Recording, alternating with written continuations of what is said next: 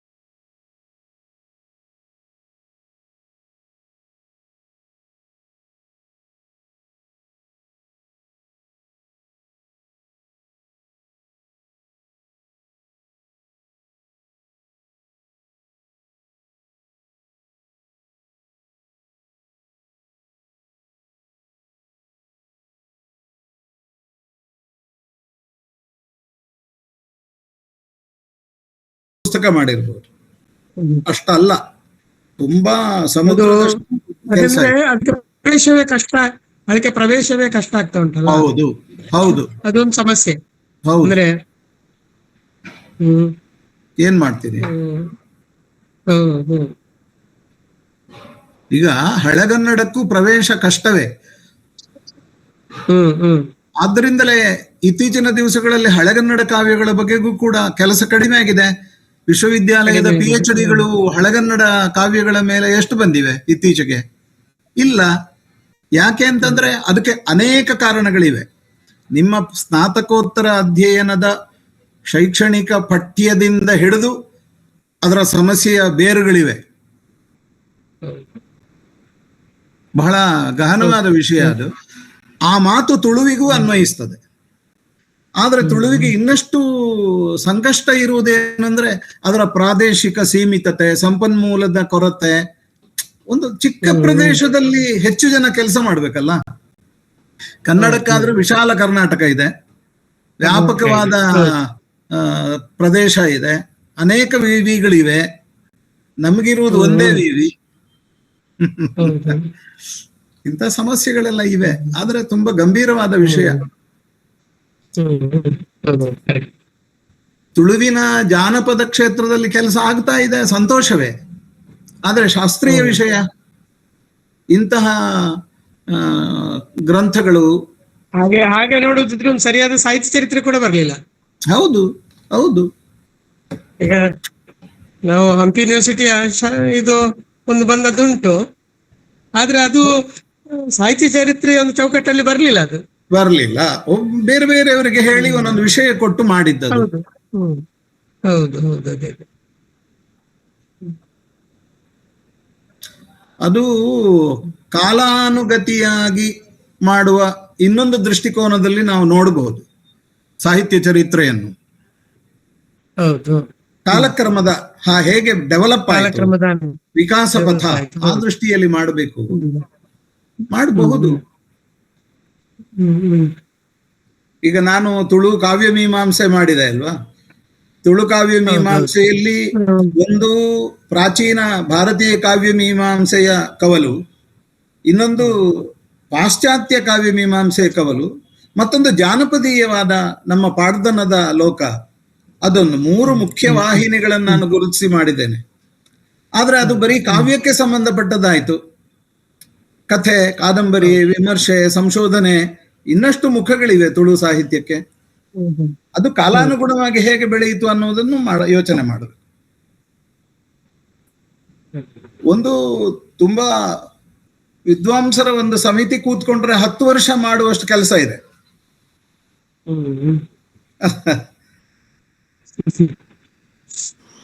Sir ಸುರುಮಲ್ಪಗನೆ ಸುರುಮಲ್ಪಗನೆ ಹಾ ಸರಿ sir ಆಯ್ತು ಮಾಡೋಣ. ಮತ್ತೆ ಬರ್ತೇನೆ ಬರೊಂದುಲ್ಲೇರು. ಗೀತಾ ಮೇಡಮ್ ಓಕೆ ಅತ್ತೆ?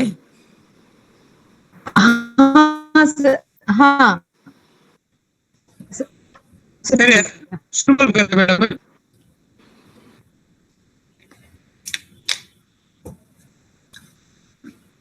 ಓಕೆ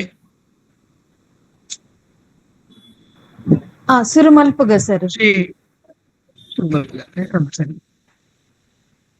ಮಂಗಳೂರು ವಿಶ್ವವಿದ್ಯಾನಿಲಯದ ಶ್ರೀ ಧರ್ಮಸ್ಥಳ ಮಂಜುನಾಥೇಶ್ವರ ತುಳು ಪೀಠದ ನೆಲೆಟ್ಟು ನಮ್ಮ ಬೇರೆ ಬೇರೆ ಕಾರ್ಯಕ್ರಮಗಳನ್ನು ನೋಡ್ತಂದು ಬೈದ ಗೇನ ಫಲಬುದ ಪರಪುದ ಈ ವೆಬಿನಾರ್ ಕಾರ್ಯಕ್ರಮದ 188ನೇ ಹೆಗ್ಗೆಗೆ ನಮಿತ್ತೆ ಕಾರ್ದಿಯೊಂದಿಲ್ಲ.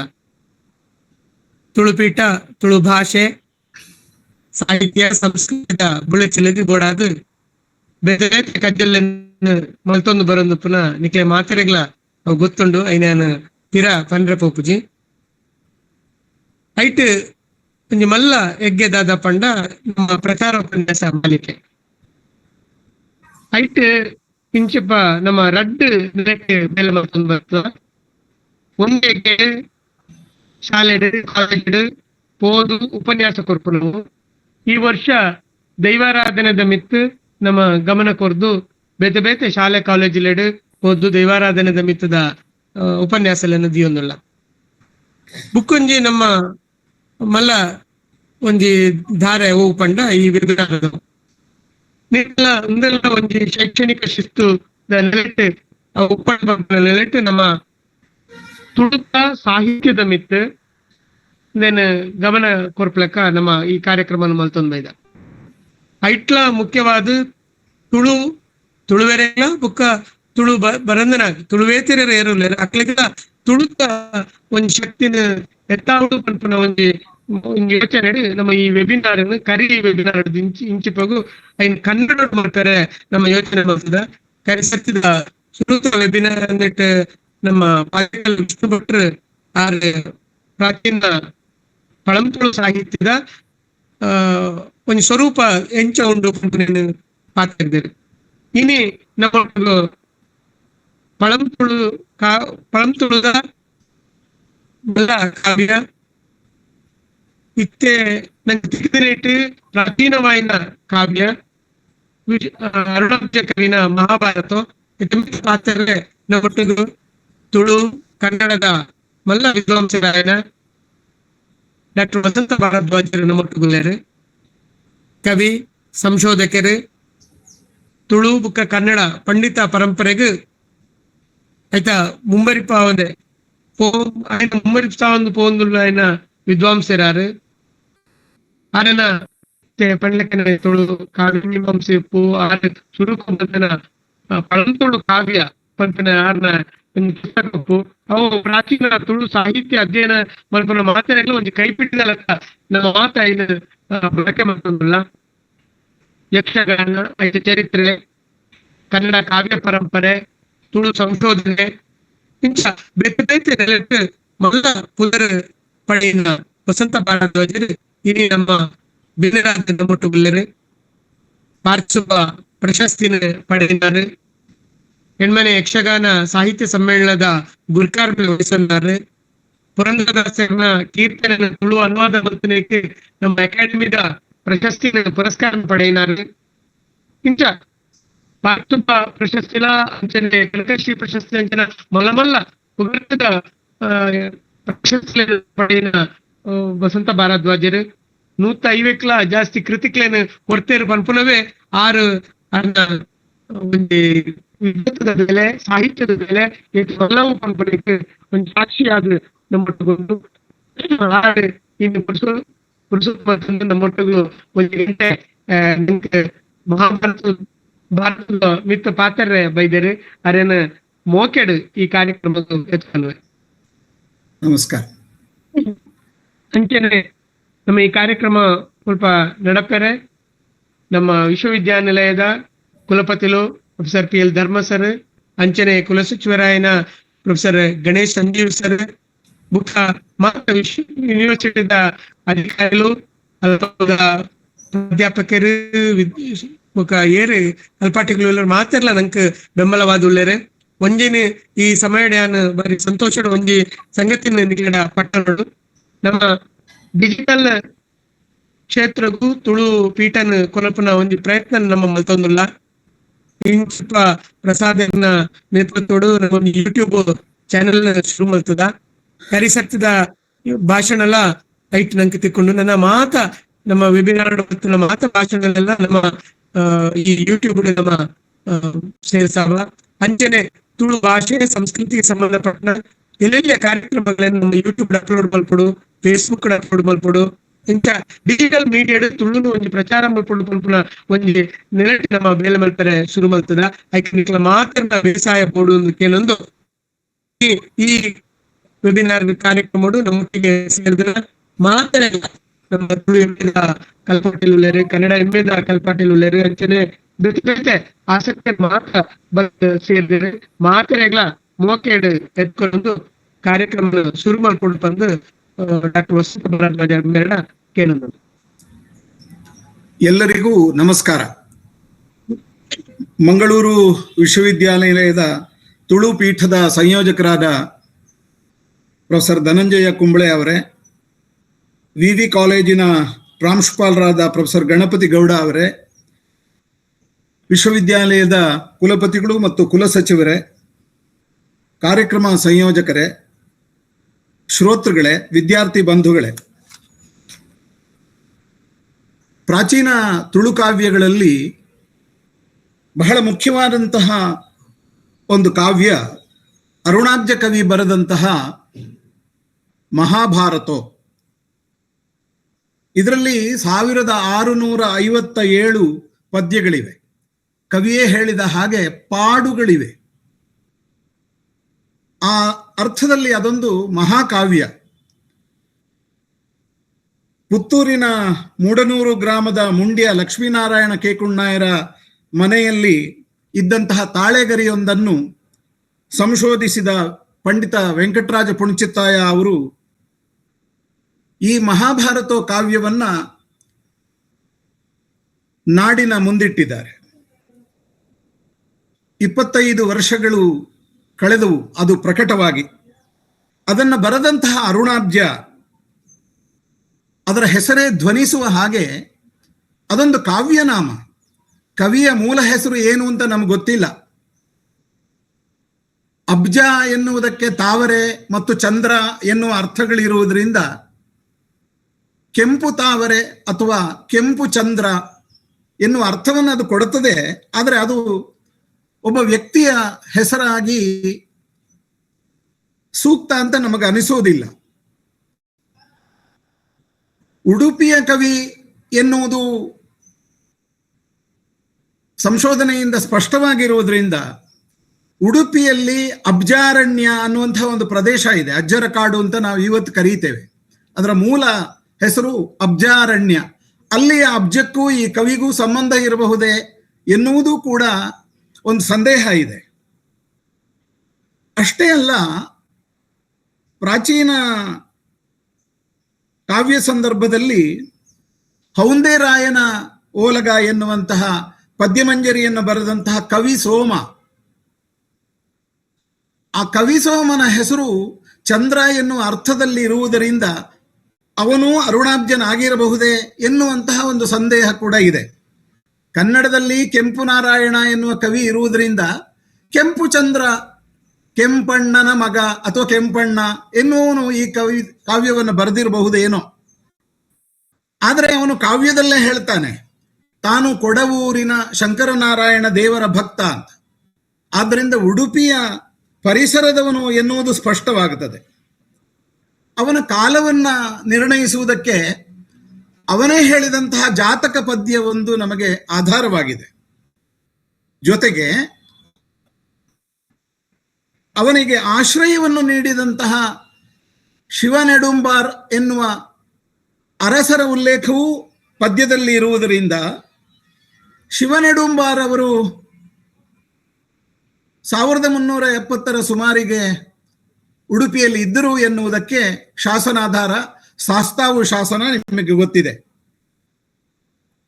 ಹಾಗಾಗಿ ತನಗೆ ಆಶ್ರಯವನ್ನು ನೀಡಿದಂತಹ ತುಂಡರಸನ ಹೆಸರು ಮತ್ತು ಜಾತಕ ಪದ್ಯದಲ್ಲಿ ಅವನು ಸೂಚಿಸಿದಂತಹ ಕಾಲ, ಇವುಗಳ ಹೊಂದಾಣಿಕೆಯಿಂದ ಅರುಣಾಬ್ಜ ಕವಿಯನ್ನ ಕ್ರಿಸ್ತಶಕ 1383 ಅಂತ ಈಗಾಗಲೇ ವಿದ್ವಾಂಸರು ನಿರ್ಣಯ ಮಾಡಿದ್ದಾರೆ.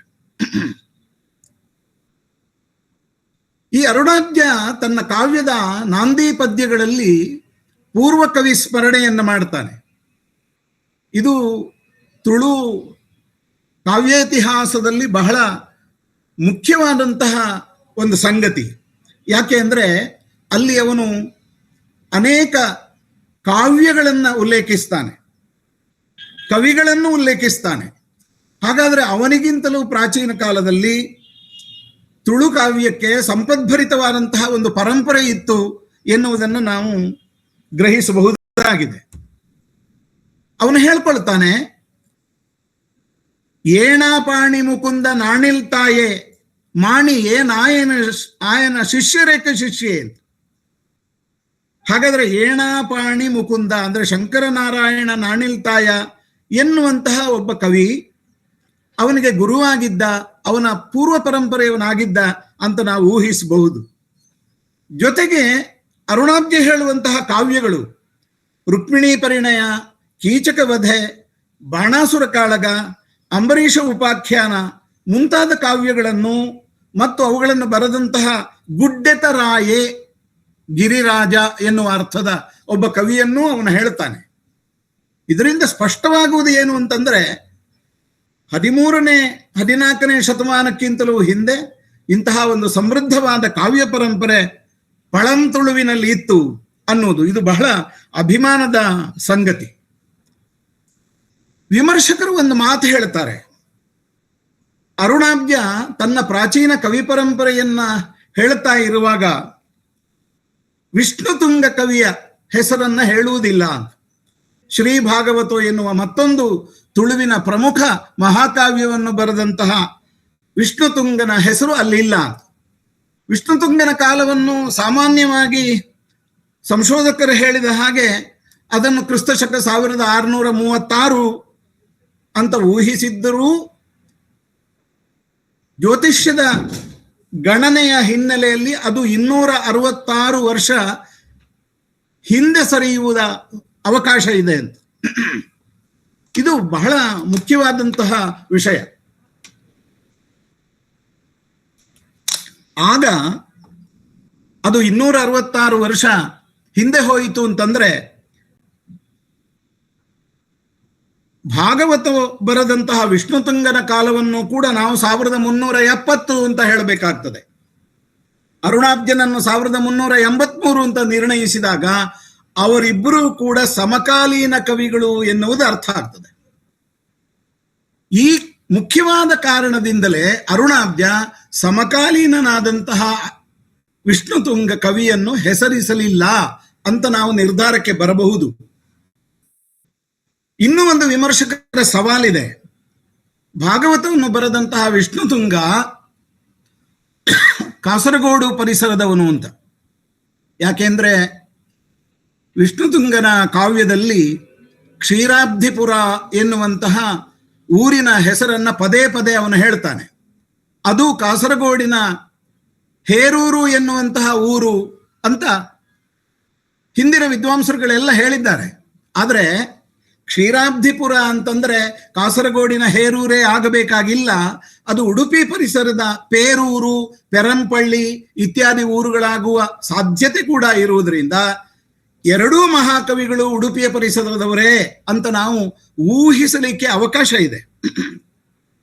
ಭಾಗವತ ಕಾವ್ಯದ ಕಾಲವನ್ನ 1636 ಅಲ್ಲ ಎನ್ನುವುದಕ್ಕೆ ಅಥವಾ ಅರುಣಾಬ್ಜನ ಸಮಕಾಲೀನ ಎನ್ನುವುದಕ್ಕೆ ಭಾಷಿಕವಾದ ಬಹಳ ದೊಡ್ಡ ಆಧಾರ ಏನು ಅಂತಂದ್ರೆ ಅವನ ಕಾವ್ಯದಲ್ಲಿ ಪ್ರಯೋಗವಾದ ಷ್ಟ ಎನ್ನುವ ಧ್ವನಿಮ. ಹೇಗೆ ಅರುಣಾಬ್ಜ ಕವಿಯ ಮಹಾಭಾರತ ಕಾವ್ಯದಲ್ಲಿ ಷ್ಟ ಧ್ವನಿಮ ಇದೆಯೋ ಹಾಗೆಯೇ ಭಾಗವತ ಕಾವ್ಯದಲ್ಲಿಯೂ ಕೂಡ ಷ್ಟ ಧ್ವನಿಮ ಇದೆ.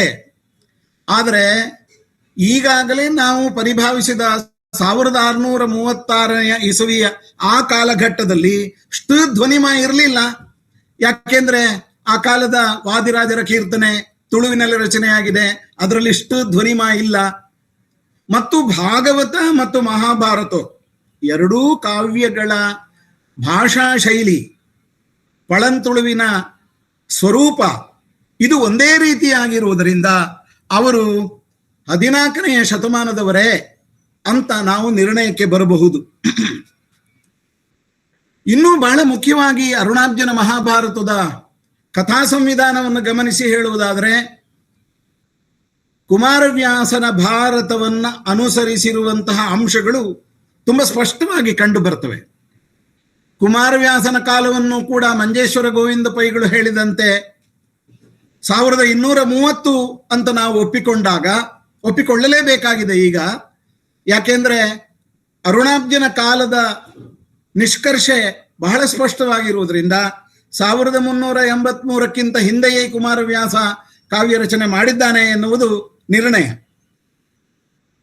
ಹಾಗಾಗಿ ಕುಮಾರವ್ಯಾಸನ ಪ್ರಭಾವವನ್ನ ನಾವು ಅಲ್ಲಲ್ಲಿ ಬಹಳ ಸ್ಪಷ್ಟವಾಗಿ ಅರುಣಾಬ್ಜನ ಮಹಾಭಾರತದಲ್ಲಿ ಕೂಡ ನೋಡಬಹುದಾಗಿದೆ.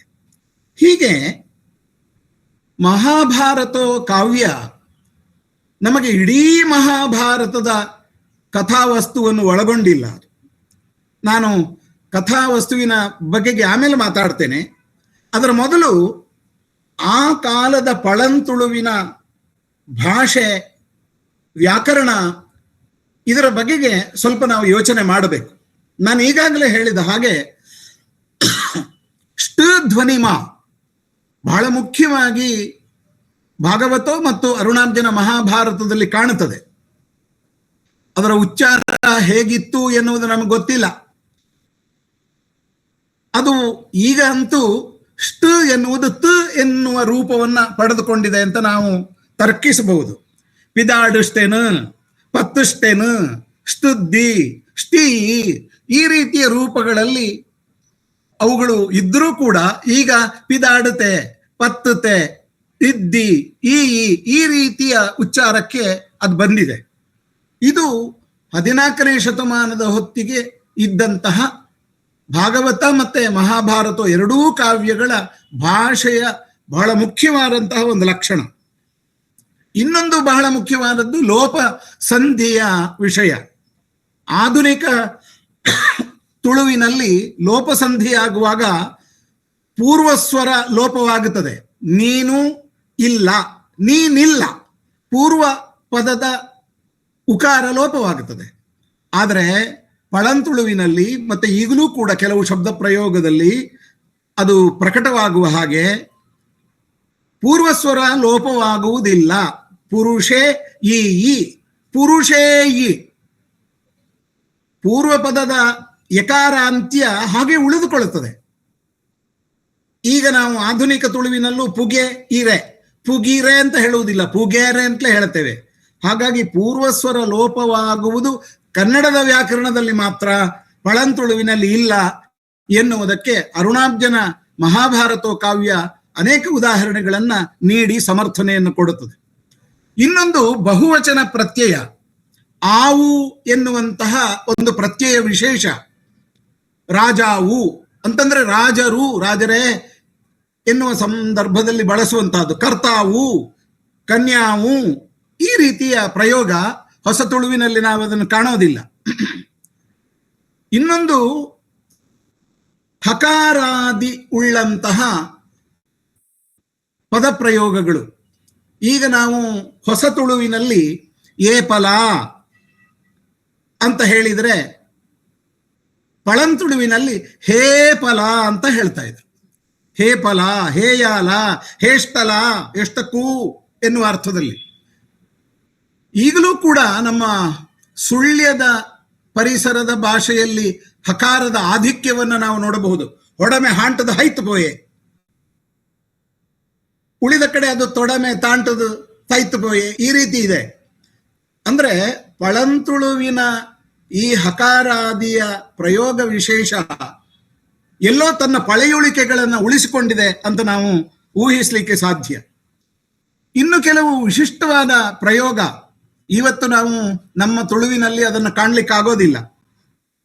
ಈಗ ಮರುದಿನ ಎನ್ನುವ ಅರ್ಥದಲ್ಲಿ ಬಳಕೆಯಾಗುವ ಮನ್ನತ ದಿನ, ನಾವಿವತ್ತು ಮನ್ನದಾನಿ ಅಂತ ಹೇಳ್ತೇವೆ, ಮನ್ನತ ದಿನ ಅಂತ ಹೇಳುವುದಿಲ್ಲ. ಆದರೆ ಪಳಂತುಳುವಿನಲ್ಲಿ ಅರುಣಾರ್ಜುನ ಮಹಾಭಾರತ ಕಾವ್ಯದಲ್ಲಿ ಮನ್ನತ ದಿನ ಅಷ್ಟೇ ಅಲ್ಲ, ಮನ್ನತ ವರ್ಷ, ಮನ್ನತಾಳು, ಈ ರೀತಿಯ ಪ್ರಯೋಗವನ್ನ ನಾವು ನೋಡುತ್ತೇವೆ. ಇನ್ನೊಂದು ಇತ್ತೀಚೆಗೆ ಅದು ಮರೆಯಾಗಿದೆಯೇನೋ ಅಂತ ನನಗನ್ನಿಸ್ತದೆ. ಶಿವಳ್ಳಿ ತುಳುವಿನಲ್ಲಿ ಸುಮಾರು 50 ವರ್ಷದ ಹಿಂದೆ ಆ ಪ್ರಯೋಗ ಇತ್ತು. ಈಗಲೂ ತುಂಬ ಮುದುಕರಲ್ಲಿ, ಹಿರಿಯರಲ್ಲಿ ಆ ಪ್ರಯೋಗ ಇರಬಹುದೋ ಏನೋ ಗೊತ್ತಿಲ್ಲ ನನಗೆ. ಆದ್ದರಿಂದ ಎನ್ನುವುದನ್ನು ಹೇಳುವ ಐತವ ಅನ್ನುವ ಪ್ರಯೋಗ. ಐತವ ಅಂದ್ರೆ ಆದ್ದರಿಂದ ಎನ್ನುವುದು. ನಾನು ಬಾಲ್ಯದಲ್ಲಿ ಈ ಪದಪ್ರಯೋಗವನ್ನು ಕೇಳಿದ್ದೇನೆ. ಹೀಗೆ ಇನ್ನೂ ಅನೇಕ ಅಪೂರ್ವವಾದಂತಹ ಪದಪ್ರಯೋಗಗಳನ್ನು ಮಹಾಭಾರತ ತನ್ನ ಗರ್ಭದಲ್ಲಿ ಉಳಿಸಿಕೊಂಡಿದೆ. ಉದಾಹರಣೆಗೆ ತೆರುವಟೆ. ತೆರುವಟೆ ಅಂತಂದ್ರೆ ದಾರಿ ಅಂತ ಅರ್ಥ. ತೆರುವಟೆ. ಬೆಳಿರು, ವಿಶಾಲವಾದ ಜಾಗ. ತೆಂಬಡ, ಇನ್ನೂ ಎನ್ನುವ ಪ್ರಯೋಗ. ಇದೂ ಕೂಡ ಒಂದು 50 ವರ್ಷದ ಹಿಂದೆ ಇದ್ದಂತಹ ಪ್ರಯೋಗ. ಇವತ್ತು ಬಹಳ ನಮಗೆ ಸಿಗೋದಿಲ್ಲ ಈ ಪ್ರಯೋಗ. ಆಯ ತೆಂಬಡ ಬರ್ತ್ರಿಯೇ ಅಂದ್ರೆ ಅವನು ಇನ್ನೂ ಬರಲಿಲ್ಲ ಅಂತ. ತೆಂಬಡ ಎನ್ನುವುದಕ್ಕೆ ಇನ್ನೂ ಎನ್ನುವಂತಹ ಅರ್ಥ ಇದೆ. ಅರುಣಾಬ್ಜ ಅದನ್ನು ಬಳಸ್ತಾನೆ. ಇನ್ನು ಕೆಲವು ಪದಪ್ರಯೋಗಗಳಿಗೆ ವೆಂಕಟರಾಜ ಪುಣಚಿತ್ತಾಯರು ಕೂಡ ಪ್ರಶ್ನಾರ್ಥಕ ಚಿಹ್ನೆಯನ್ನು ಇಟ್ಟಿದ್ದಾರೆ. ಅವುಗಳ ಬಗ್ಗೆ ಮತ್ತಷ್ಟು ವಿವೇಚನೆಯನ್ನ ನಾವು ಹೊಸ ಕಾಲದಲ್ಲಿ ಮಾಡಬೇಕು ಅನ್ನುವುದು ನನ್ನ ವಿನಮ್ರವಾದ ವಿಜ್ಞಾಪನೆ. ಉದಾಹರಣೆಗೆ ರಂಗಬುದ್ಧಿ. ರಂಗಬುದ್ಧಿ ಅಂತಂದ್ರೆ ಅದಕ್ಕೆ ದುರ್ಬುದ್ಧಿ ಎನ್ನುವುದು ಅರ್ಥ. ಆದರೆ ಅದನ್ನು ನಿರ್ಣಯ ಮಾಡಲಿಲ್ಲ ಹಿರಿಯರಾದ ಪುಣಚಿತ್ತಾಯರು. ಇನ್ನೊಂದು ಪಜಿವೋದೆರು ಎನ್ನುವ ಶಬ್ದ, ಅದಕ್ಕೆ ಅಜ್ಞಾನಿ ಎನ್ನುವುದು ನಿಜವಾದ ಅರ್ಥ. ಪಜಿವೋದೆರು ಅಂದ್ರೆ ಇನ್ನೂ ಬೆಳೆಯದ, ಬಲಿಯದ ಜ್ಞಾನವುಳ್ಳವರು ಅಂತ ಅದಕ್ಕೆ ಅರ್ಥ. ಆದರೆ ಪುಣಚಿತ್ತಾಯರು ಪ್ರಶ್ನಾರ್ಥಕ ಚಿಹ್ನೆಯನ್ನು ಇಟ್ಟಿದ್ದಾರೆ. ಇಂತಹ ಅನೇಕ ಶಬ್ದಗಳನ್ನ ನಾವು ಹೊಸ ಕಾಲದಲ್ಲಿ ಹೊಸತಾಗಿ ಅರ್ಥೈಸುವ ಸಾಧ್ಯತೆಗಳಿವೆ. ಈ ಬಗ್ಗೆ ವಿದ್ವಾಂಸರು ಯೋಚನೆ ಮಾಡಬೇಕು.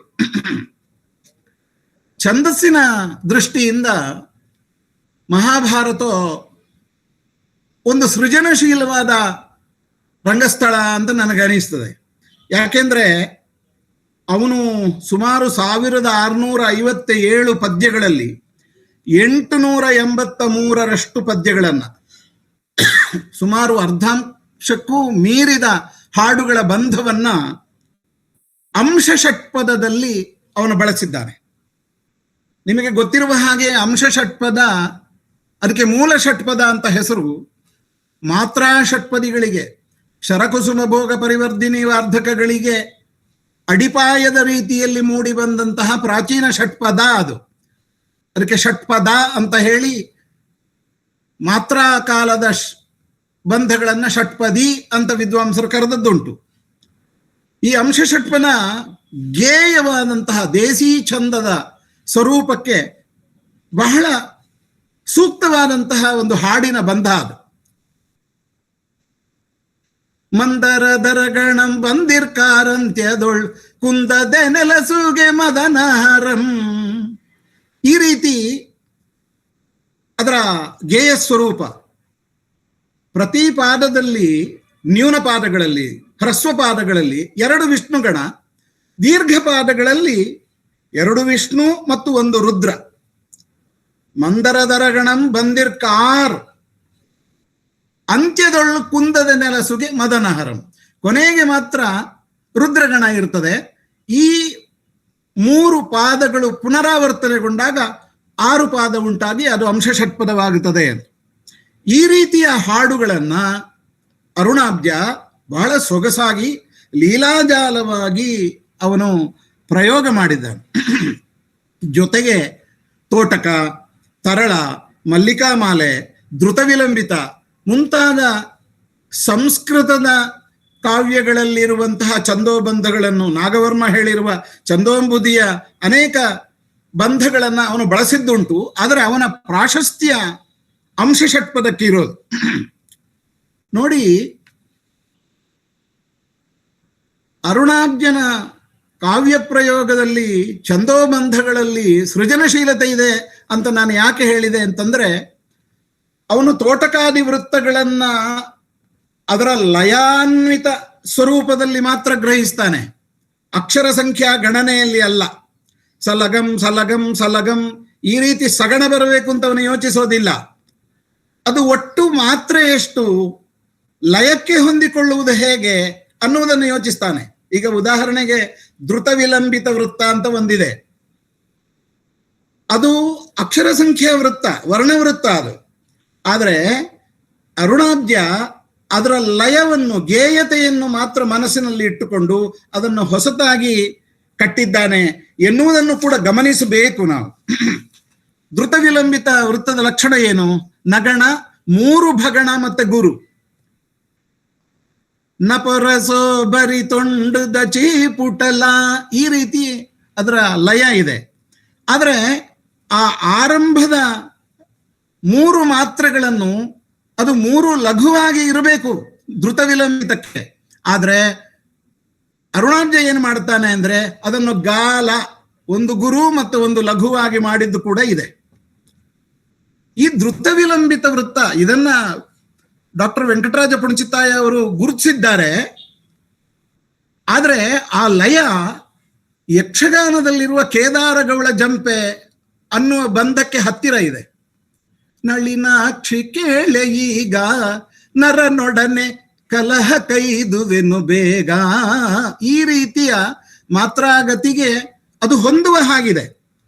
ನವರಸೋಬ್ಬರಿ ತೊಂಡು ರಚಿ ಪುಟಲ ನವ ವಿರಕ್ತಿಟ್ ಸೂಕ್ಷಿತ, ಈ ರೀತಿ ಅದರ ಲಯ ವಿಭಿನ್ನವಾಗಿ ಕೇಳಿಸ್ತದೆ ಅನ್ನುವುದನ್ನು ಗಮನಿಸಬೇಕು. ತುಳು ಸಾಹಿತ್ಯ ಚರಿತ್ರೆಯಲ್ಲಿ ವಿಮರ್ಶಕರೊಬ್ಬರು ಇದನ್ನು ವಿಮರ್ಶೆ ಮಾಡಿ ಅದರ ಸೂಕ್ಷ್ಮ ಸೌಂದರ್ಯವನ್ನ ಗ್ರಹಿಸಲಿಕ್ಕೆ ಅವರು ಕಷ್ಟಪಟ್ಟಿದ್ದಾರೆ ಅಂತ ಅನಿಸ್ತದೆ. ಇರ್ಲಿ, ಅದನ್ನ ಧೃತ ವಿಲಂಬಿತ ಅಂತ ಹೇಳಿದ್ದು ವೆಂಕಟರಾಜ ಪುಣಚಿತ್ತಾಯರೇ. ಆದ್ರೆ ಅದರಲ್ಲಿ ಯಕ್ಷಗಾನದ ಲಯವೂ ಕೂಡ ಅಡಗಿದೆ ಅಂತ ನಾನು ಹೇಳಿದ್ದಷ್ಟೇ. ಇನ್ನು ಅರುಣಾಬ್ಜನ ಮಹಾಭಾರತದ ನಾಂದಿ ಪದ್ಯದಲ್ಲಿ ಶಂಕರನಾರಾಯಣ ಸ್ತುತಿ ಇದೆ ಅಂತ ಪುಣಚಿತ್ತಾಯರು ಹೇಳಿದರು. ಆದರೆ ಅದನ್ನು ಹಾಗೆ ಗ್ರಹಿಸುವುದಕ್ಕೆ ಅವರು 4 ಮತ್ತು 5ನೆಯ ಪಾದಗಳನ್ನ ಊಹಾಪಠ್ಯದ ಮೂಲಕ ತುಂಬಿಸಿದ್ರು. ಆ ಊಹಾಪಠ್ಯದಿಂದಾಗಿ ನಮಗದು ಶಂಕರ ನಾರಾಯಣ ಹರಿಹರ 2 ಸ್ತುತಿ ಇದೆ ಅಂತ ಅನಿಸುವುದು. ನೋಡಿ, ಮಜಕಂಠ ಪ್ರಿಯ ಈರೆ ಕಜುವಂತೇನು ಸದಾ ಅಂತೋ ಬಜಿಲ್ ಶರ್ಕರೆ ಖರ್ಜೂರ ಅರ್ಪಿಪೆನೇನು. ಆಮೇಲೆ ಊಹಾಪಟ್ಯ ಇರೋದು ಗಜ ಚರ್ಮಾಂಬರ ಧಾರಿ ಭುಜಗಾಭರಣ ನಿತ್ಯೋ ನಿಜಮಾಯಿ ಕವಿತೆ ವರದೆರಾಲೆ. ಈ 4-5ನೆಯ ಸಾಲು ಡಾಕ್ಟರ್ ವೆಂಕಟರಾಜ ಪುಣಚಿತ್ತಾಯರು ಊಹೆಯಿಂದ ತುಂಬಿಸಿದ ಪಾಠ. ಅದು ಮೂಲ ತಾಳೆಗರಿಯಲ್ಲಿ ಅದಿಲ್ಲ ಅಲ್ಲಿ. ಹೀಗೆ ತುಂಬಿಸಿದ ಮೇಲೆ ಅವರು ಹೇಳಿದ್ದು ಇದು ಮತ್ತೆ ಹರಿಹರ ಸ್ತುತಿ ಅಂತ. ಈಗ ಮೊದಲಿಗೆ ಮಜಕಂಠ ಪ್ರಿಯ ವಿಷ್ಣುವಿನ ಸ್ತುತಿ ಇದೆ, ಗಜಚರ್ಮಾಂಬರಧಾರಿ ಅಂತ ಸೇರಿಸಿ ಅದು ಶಿವಸ್ತುತಿ ಅಂತ ಅವರು ಹೇಳಿದ್ದು. ಆದ್ರೆ ಹಾಗೆ ಹೇಳಬೇಕಾದ ಅನಿವಾರ್ಯತೆ ಏನಿತ್ತು? ಎರಡನೆಯ ಪದ್ಯದಲ್ಲಿ ಶಿವಸ್ತುತಿ ಇದೆ. ನಾರಾಯಣ ದೇವರ ಭಕ್ತನಾಗಿದ್ದರಿಂದ ಮೊದಲ ಅಂಶ ಷಟ್ಪದದಲ್ಲಿ ವಿಷ್ಣು ಸ್ತುತಿಯನ್ನು ಮಾಡಿ, ಎರಡನೆಯ ಅಂಶ ಷಟ್ಪದದಲ್ಲಿ ಅವನು ಶಿವಸ್ತುತಿಯನ್ನು ಮಾಡಿದ್ದಾನೆ. ಏನದು ಎರಡನೆಯ ಅಂಶ ಷಟ್ಪದ? ಅಕಳೊಂಕೊಂಟೊಸಗುಪ್ಪಿ ವಿಕಲಾಚಾರುತರಾಂಗಿ ಮಕುಟೊಂಟರ್ಧ ಶಶಾಂಕೋ ಕಲೆಟೂಡುತ್ತು. ಇದು ಸ್ಪಷ್ಟವಾಗಿ ಶಿವಸ್ತುತಿ ಅಂತ ನಮಗೆ ಗೊತ್ತಾಗುತ್ತದೆ. ಗಂಗಾಧರನಾದ ಶಿವ, ಚಂದ್ರಶೇಖರನಾದ ಶಿವ ಎನ್ನುವ ಅರ್ಥವನ್ನು ಅಲ್ಲಿ ನೋಡ್ತೇವೆ. ಹಾಗಿರುವಾಗ ಮೊದಲ ಅಂಶ ಷಟ್ಪದದ ಉತ್ತರಾರ್ಧದಲ್ಲಿ 2 ಸಾಲುಗಳಲ್ಲಿ ಊಹಾಪಠ್ಯವನ್ನು ಇಟ್ಟು ಅದರಲ್ಲಿ ಗಜಚರ್ಮಾಂಬರಧಾರಿ ಭುಜಗಾಭರಣ ಅಂತ ಯಾಕೆ ಹೇಳಿದ್ರು? ಅದು ವಿಷ್ಣುಸ್ತುತಿಯಾಗಿಯೇ ಇದ್ದಿರಬೇಕು ಅಂತ ನಾನು ಊಹಿಸ್ತೇನೆ. ಹೇಗಿರಬಹುದು? ಅದರ ಬದಲು ಗಜರಾಜ ಗೊಲಿ ನಂಚಿ ಭುಜಗಶಯನ ಸ್ವಾಮಿ ಅಂತ ಇದ್ದಿದ್ರೆ ಅದು ವಿಷ್ಣುಸ್ತುತಿಯೇ. ಗಜರಾಜ ಗೊಲಿನಂಚಿ ಭುಜಗಶಯನ ಸ್ವಾಮಿ ನಾರಾಯಣನ ವ್ಯಾಖ್ಯಾನವೇ ಅದು. ಆದ್ರಿಂದ ಆರಂಭದ ಪದ್ಯವನ್ನು ಹರಿ ಮತ್ತೆ ಹರಿಹರ ಸ್ತುತಿ ಅಂತ ಭಾವಿಸಬೇಕಾಗಿಲ್ಲ. ಅದು ಹರಿಯ ಸ್ತುತಿಯೇ ಆಗಿದ್ದು ಎರಡನೇ ಪದ್ಯದಲ್ಲಿ ಶಿವಸ್ತುತಿ ಆಗಿದೆ ಅಂತ ತರ್ಕಿಸುವುದೇ ಹೆಚ್ಚು ಸರಿ. ಊಹಾಪಠ್ಯವನ್ನು ಸೇರಿಸುವಾಗ ನಾವು ಹೆಚ್ಚು ಸ್ವಾತಂತ್ರ್ಯವನ್ನ ಪಡೆದುಕೊಳ್ಳಬಾರದು ಅಂತ ನನ್ನ ವಿನಮ್ರ ವಿನಂತಿ. ಕಾವ್ಯ ಸೌಂದರ್ಯದ ದೃಷ್ಟಿಯಿಂದ ಅರುಣಾಬ್ಜನ ಮಹಾಭಾರತ ಬಹಳ ಗಮನಾರ್ಹವಾದಂತಹ ಒಂದು ಮಹಾಕಾವ್ಯ. ಅದರ ಕಥಾವಸ್ತು ಇಡೀ ಮಹಾಭಾರತವನ್ನು ಹೇಳುವುದಿಲ್ಲ. ಅವನು ಹೇಳಬೇಕು ಎನ್ನುವ ಸಂಕಲ್ಪವನ್ನು ಮಾಡಿದ್ದ ಅಂತ ನಮಗೆ ಅನಿಸ್ತದೆ. ಆದರೆ ಯಾವುದೋ ಕಾರಣದಿಂದ ಅವನಿಗೆ ಇಡೀ ಮಹಾಭಾರತವನ್ನ ಕಟ್ಟುವ ಕಾರ್ಯ ಕೈಗೂಡಲಿಲ್ಲವೇನೋ. ಕೇವಲ ಆದಿಪರ್ವದ ಕಥೆ ಮಾತ್ರ ಈಗ ಲಭ್ಯವಾದಂತಹ ಮಹಾಭಾರತ ಕಾವ್ಯದಲ್ಲಿದೆ. ಅಥವಾ ಅವನು ಸಂಪೂರ್ಣ ಮಹಾಭಾರತವನ್ನು ಬರೆದಿರಬಹುದು, ನಮಗದು ಸಿಕ್ಕದೆ ಹೋಗಿರಬಹುದು. ಈ ಸಾಧ್ಯತೆಯನ್ನು ಕೂಡ ನಾವು ಅಲ್ಲಗಳೆಯಲಾಗುವುದಿಲ್ಲ. ಮಹಾಭಾರತದ ಆದಿಪರ್ವದಲ್ಲಿ ಕೆಲವು ಉಪಪರ್ವಗಳಿವೆ, 12 ಉಪಪರ್ವಗಳಿವೆ. ಸಂಭವ ಪರ್ವದಿಂದ ತೊಡಗಿ ಕಾಂಡವ ದಹನದವರೆಗೆ ಅವುಗಳ ನಡೆ ಇದೆ. ಕುರು ಪಾಂಡವ ಜನನ, ಪಾಂಡುರಾಜ ಮರಣ, ಭೀಮ ಕೌರವರ ವೈರ, ಅವರ ಶಾಸ್ತ್ರಾಭ್ಯಾಸ, ದೃಪದ ಗರ್ವಭಂಗ, ಗಜಗೌರಿ ವ್ರತ, ಅರಗಿನ ಅರಮನೆ, ಹಿಡಿಂಬ ವಿವಾಹ, ದ್ರೌಪದಿ ಸ್ವಯಂವರ, ಕಾಂಡವ ದಹನ. ಇದು ಎಷ್ಟು ಆದಿಪರ್ವದಲ್ಲಿ ಇರುವಂತಹ ಉಪಪರ್ವಗಳು. ಇವುಗಳನ್ನೆಲ್ಲ ಅರುಣಾಬ್ಜ ತನ್ನ ಮಹಾಭಾರತದಲ್ಲಿ ಬಹಳ ಸೊಗಸಾಗಿ ಬಣ್ಣಿಸಿದ್ದಾರೆ. ಅದರಲ್ಲಿ ವಿಶೇಷವಾಗಿ ನಾವು ಗಮನಿಸಬೇಕಾಗಿದ್ದು ಗಜನೋಹಿಯ ಕಥೆ. ಈ ಗಜನೋಹಿ ಮೂಲ ಮಹಾಭಾರತದಲ್ಲಿ ಇಲ್ಲದೆ ಇರುವ ಸಂಗತಿ. ಕುಂತಿಯು ಗಜಗೌರಿ ವ್ರತವನ್ನ ಮಾಡುವುದಕ್ಕೆ ದೇವಲೋಕದಿಂದ ಐರಾವತವನ್ನ ತರಿಸಿದಳು ಅನ್ನುವುದು. ಕುಮಾರವ್ಯಾಸ ಬರೆದಂತಹ ಐರಾವತ ಕಾವ್ಯದ ಉಲ್ಲೇಖ ಇದ್ರೂ ಕೂಡ ಅದು ನಮಗೆ ಸಿಗಲಿಲ್ಲ ಇವತ್ತಿಗೂ. ಪ್ರಾಯ ಅದನ್ನ ಆಧರಿಸಿ ಅರುಣಾಬ್ಜ ಬರೆದಿರಬಹುದು. ನಮ್ಮ ಯಕ್ಷಗಾನ ಕವಿ ಪಾರ್ಥಿಸುಬ್ಬ ಐರಾವತ ಪ್ರಸಂಗವನ್ನು ಬರೆದಿದ್ದಾರೆ. ಅದರಲ್ಲಿ ಒಂದು ವಿಶೇಷತೆಯನ್ನು ವಿಮರ್ಶಕರು ಗುರುತಿಸ್ತಾರೆ. ಐರಾವತವನ್ನು ತರಿಸಿ ಗಜಗೌರಿ ವ್ರತವನ್ನು ಮಾಡುವಂತಹ ಕುಂತಿ ವಿಧವೆಯಾಗಿದ್ದರೂ ಅವಳು ಆಭರಣಾದಿ ಅಲಂಕಾರಗಳನ್ನು ಮಾಡಿಕೊಂಡು ಸರ್ವಾಲಂಕಾರ ಭೂಷಿತೆಯಾಗಿ ವ್ರತವನ್ನ ಮಾಡಿದಳು ಅಂತ. ಇದಕ್ಕೆ ಕನ್ನಡದ ಹಿರಿಯ ವಿದ್ವಾಂಸರುಗಳೆಲ್ಲ ಒಂದು ಸಮರ್ಥನೆ ಕೊಡ್ತಾರೆ. ಪಾರ್ಥಿಸುಬ್ಬನಿಗೆ ತನ್ನ ತಾಯಿ ಸಂಕಷ್ಟದಲ್ಲಿರುವಂತಹ ನೋವಿನ ಜೀವನವನ್ನ ಅನುಭವಿಸಿದ್ದರಿಂದ ಅವಳಿಗೆ ಸಂತೋಷವಾಗಬೇಕು ಎನ್ನುವ ಕಲ್ಪನೆಯಿಂದ ತಾಯಿಗೆ ನೀಡುವಂತಹ ಒಂದು ಸ್ಥಾನ ಅದು ಇನ್ನಷ್ಟು ವೈಭವೋಪೇತವಾಗಬೇಕು ಅನ್ನುವುದನ್ನು ಮನಸ್ಸಿನಲ್ಲಿ ಇಟ್ಟುಕೊಂಡು ಅರ್ಜುನ ಕುಂತಿಗೆ ಸರ್ವಾಲಂಕಾರ ಭೂಷಿತೆಯಾಗುವಂತಹ ಒಂದು ಸನ್ನಿವೇಶವನ್ನ ಸೃಷ್ಟಿಸಿದ ಅಂತ ಪಾರ್ಥಿಸುಬ್ಬನ ಐರಾವತವನ್ನ ಸಮರ್ಥಿಸಿ ಕೆಲವು ವಿದ್ವಾಂಸರು ಮಾತಾಡಿದ್ದಾರೆ. ಆದರೆ ಅರುಣಾಬ್ಜನ ಮಹಾಭಾರತದ ಗಜನೋಹಿಯಲ್ಲಿಯೂ ಕುಂತಿ ಸರ್ವಾಲಂಕಾರ ಭೂಷಿತೆಯಾಗಿಯೇ ವ್ರತವನ್ನ ಮಾಡ್ತಾಳೆ. ಅದು ಪಾರ್ಥಿಸುಬ್ಬನದ್ದೇ ಆದ ಸ್ವೋಪಜ್ಞ ಸೃಷ್ಟಿ ಅಲ್ಲ. ಅರುಣಾದ್ಯನು ಕೂಡ ಅದನ್ನು ಮಾಡಿದ್ದಾನೆ. ಕುಂತಿಯನ್ನ ವರ್ಣಿಸುವಾಗ ಕವಿ ಅರುಣಾದ್ಯ ಹೇಳ್ತಾನೆ, ಇಂದು ಮುಖಿ ಮೀತ್ ಮಡಿ ನುಳುಷ್ಟು ತೊಡುಷ್ಟಾಭರಣೊಂಕ್ಳೆ. ನೋಡಿ, ಸ್ನಾನ ಮಾಡಿ ಮಡಿಬಟ್ಟೆಯನ್ನು ಉಟ್ಟು ಆಭರಣಾದಿಗಳಿಂದ ಅಲಂಕಾರಗೊಂಡು ಅಂತ ಅರುಣಾಬ್ಜ ತನ್ನ ತುಳುಕಾವ್ಯದಲ್ಲಿ ಹೇಳುವುದರಿಂದ ಪ್ರಾಯಶಃ ನಮ್ಮ ಪಾರ್ಥಿಸುಬ್ಬ ಕವಿಯೂ ಅದನ್ನ ಓದಿರಬಹುದು, ಅದರ ಪ್ರಭಾವಕ್ಕೆ ಒಳಗಾಗಿರಬಹುದೇನೋ ಅಂತ ಊಹಿಸಬಹುದು.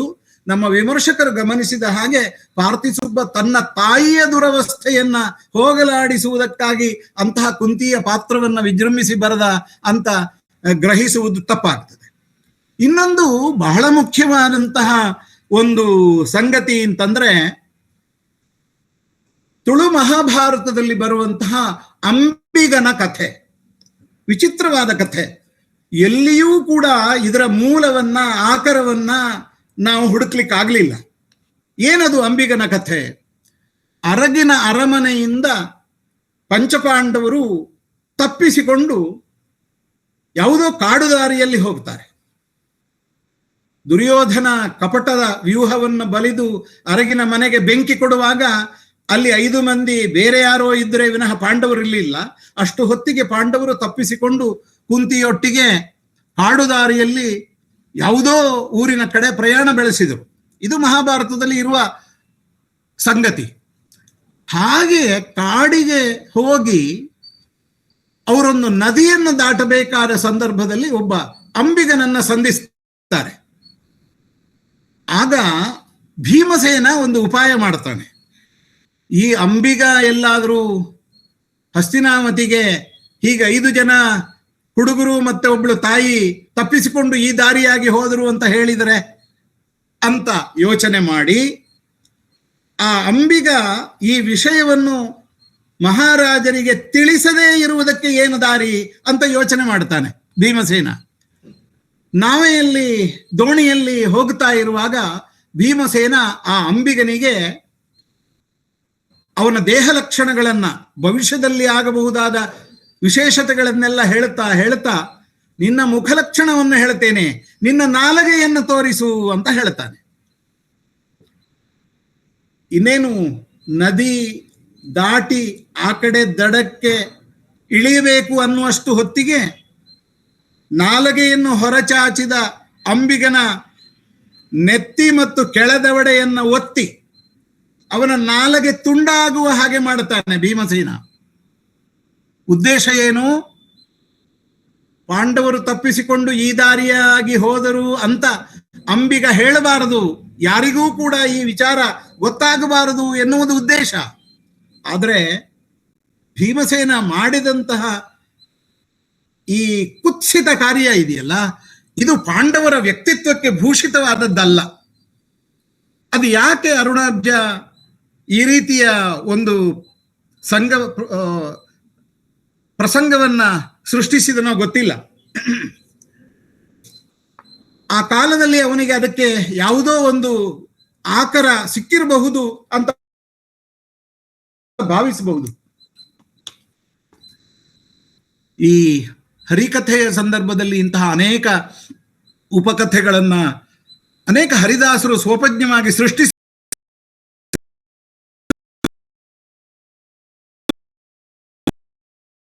ಮೇಲೆ ಉಂಟಾಗಿರಬಹುದೇನೋ ಅಂತ ನಾವು ಊಹಿಸಬಹುದಷ್ಟೇ. ಇನ್ನೊಂದು, ದೇವರಿಗೆ ಖರ್ಜೂರದ ನೈವೇದ್ಯವನ್ನು ಮಾಡುವಂತಹ ಒಂದು ವಿಷಯ ಬೇರೆ ಯಾವ ಕಾವ್ಯಗಳಲ್ಲೂ ನಮಗೆ ಸಿಗದೇ ಇರುವಂತಹ ಒಂದು ವಿಶೇಷ ಇದು. ಖರ್ಜೂರ ಸುಮಾರು 1000 ಇಸುವಿಯ ಹೊತ್ತಿಗೆ ಅನ್ಯ ರಾಷ್ಟ್ರಗಳಿಂದ ನಮ್ಮ ದೇಶಕ್ಕೆ ಬಂದಿದ್ದಿರಬೇಕು. ಅರುಣಾಬ್ಜನ ಕಾಲ 14ನೇ ಶತಮಾನ ಆದದ್ರಿಂದ ಆ ಹೊತ್ತಿಗಂತೂ ಖರ್ಜೂರ ನಮ್ಮ ದೇಶದಲ್ಲಿ ವ್ಯಾಪಕವಾಗಿ ದೊರೆಯುತ್ತಾ ಇತ್ತು. ಅದನ್ನ ಅವನು ದೇವರಿಗೆ ನೈವೇದ್ಯ ಮಾಡುವುದನ್ನ ನಾವು ವಿಶೇಷವಾಗಿ ಗಮನಿಸಬೇಕು. ಇನ್ನೊಂದು, ಅವನ ಸ್ವೋಪಜ್ಞತೆ ನೋಡಿ. ದ್ರೌಪದಿಯ ಸ್ವಯಂವರದ ಮಂಟಪದಲ್ಲಿ ಶೈತ್ಯ ಜಲವನ್ನ ವಿತರಿಸುವಂತಹ ಒಂದು ವಿಶೇಷವನ್ನು ಅವನು ಹೇಳ್ತಾನೆ. ನಾವು ದಕ್ಷಿಣ ಕನ್ನಡಿಗರು ಬೇಸಗೆಯ ಹೊತ್ತಿಗೆ ಸೆಕೆಯನ್ನ ತಾಳಲಾರದೆ ಪಡುವ ಪಡಿಪಾಟಲು ಇದೆಯಲ್ಲ, ಅದು ಆ ಕಾಲದಲ್ಲೂ ಇತ್ತು. ಅದಕ್ಕಾಗಿ ಅವನು ಶೈತ್ಯ ಜಲವನ್ನ ವಿತರಿಸುವಂತಹ ಒಂದು ವ್ಯವಸ್ಥೆಯನ್ನ ಅವನು ಹೇಳ್ತಾನೆ. ಜೊತೆಗೆ ಮದುವೆಯ ಮಂಟಪದಲ್ಲಿ ಕೀಲುಕೊಡೆಗಳು, ಗೊಂಬೆಗಳು ಮಾತಾಡುವುದು, ಸ್ವಾಗತಿಸುವುದು ಇತ್ಯಾದಿ ಅಂಶಗಳನ್ನು ಅವನು ಹೇಳ್ತಾನೆ. ಅಂದ್ರೆ ಆ ಕಾಲದ ಒಂದು ವಿವಾಹ ಮಂಟಪ ಎಂತಹ ಸೊಗಸುಗಾರಿಕೆಗಳಿಂದ ಕೂಡಿತ್ತು ಎನ್ನುವುದನ್ನು ಕೂಡ ನಾವು ಕಲ್ಪಿಸಲಿಕ್ಕೆ ಸಾಧ್ಯ.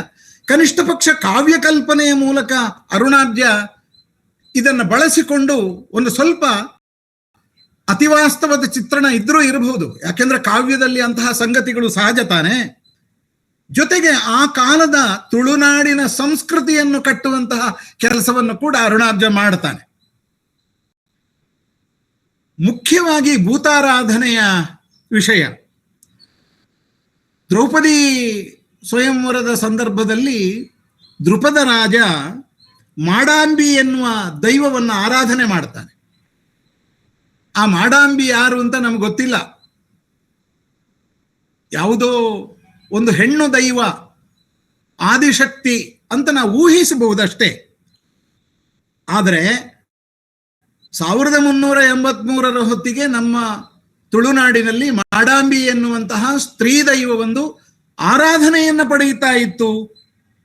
ಅದಕ್ಕೆ ಕೋಲವನ್ನ ಮಾಡ್ತಾ ಇದ್ರು, ಅದರ ಎದುರುಗಡೆ ಪ್ರಶ್ನೆಯನ್ನ ಕೇಳುತ್ತಾ ಇದ್ರು ಇತ್ಯಾದಿ ಅಂಶಗಳನ್ನ ತುಳು ಮಹಾಭಾರತ ಹೇಳುತ್ತದೆ.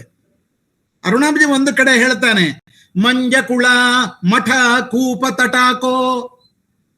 ಮಂಜ ಅಂತಂದ್ರೆ ದೈವದ ಗುಡಿ. ಇವತ್ತು ನಾವು ಭೂತಸ್ಥಾನವನ್ನು ಮಂಜ ಅಂತ ಹೇಳ್ತೇವೆ.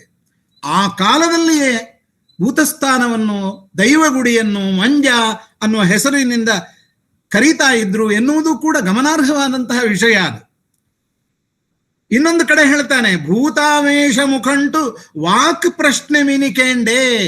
ದೃಪದರಾಯ ವಾಕ್ ಪ್ರಶ್ನೆಯನ್ನ ಭೂತದ ಮೂಲಕ ಕೇಳ್ತಾನೆ ಅನ್ನುವುದು.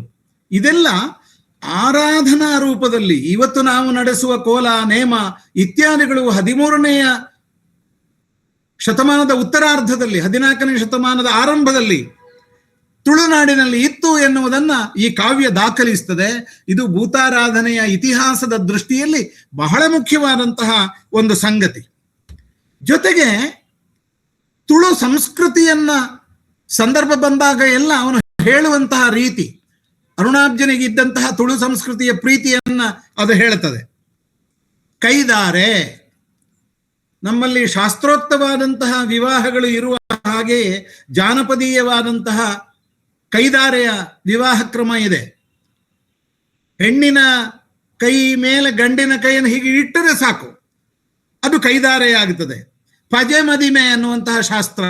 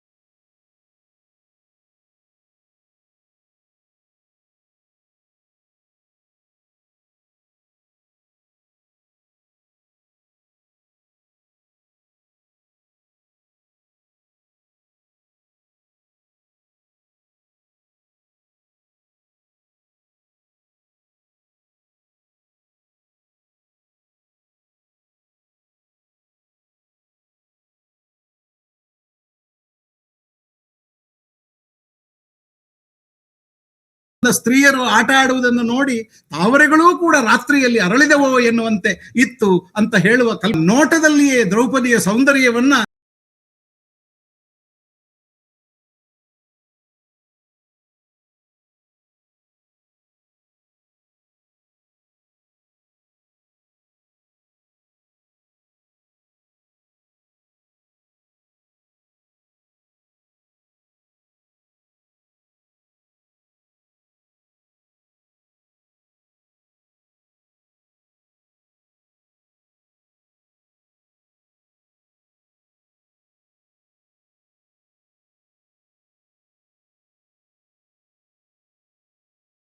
ನಮ್ಮ ಮುಂದೆ ಕಟ್ಟುವಂತಹ ಕವಿ ಪ್ರತಿಭೆ ಅದು.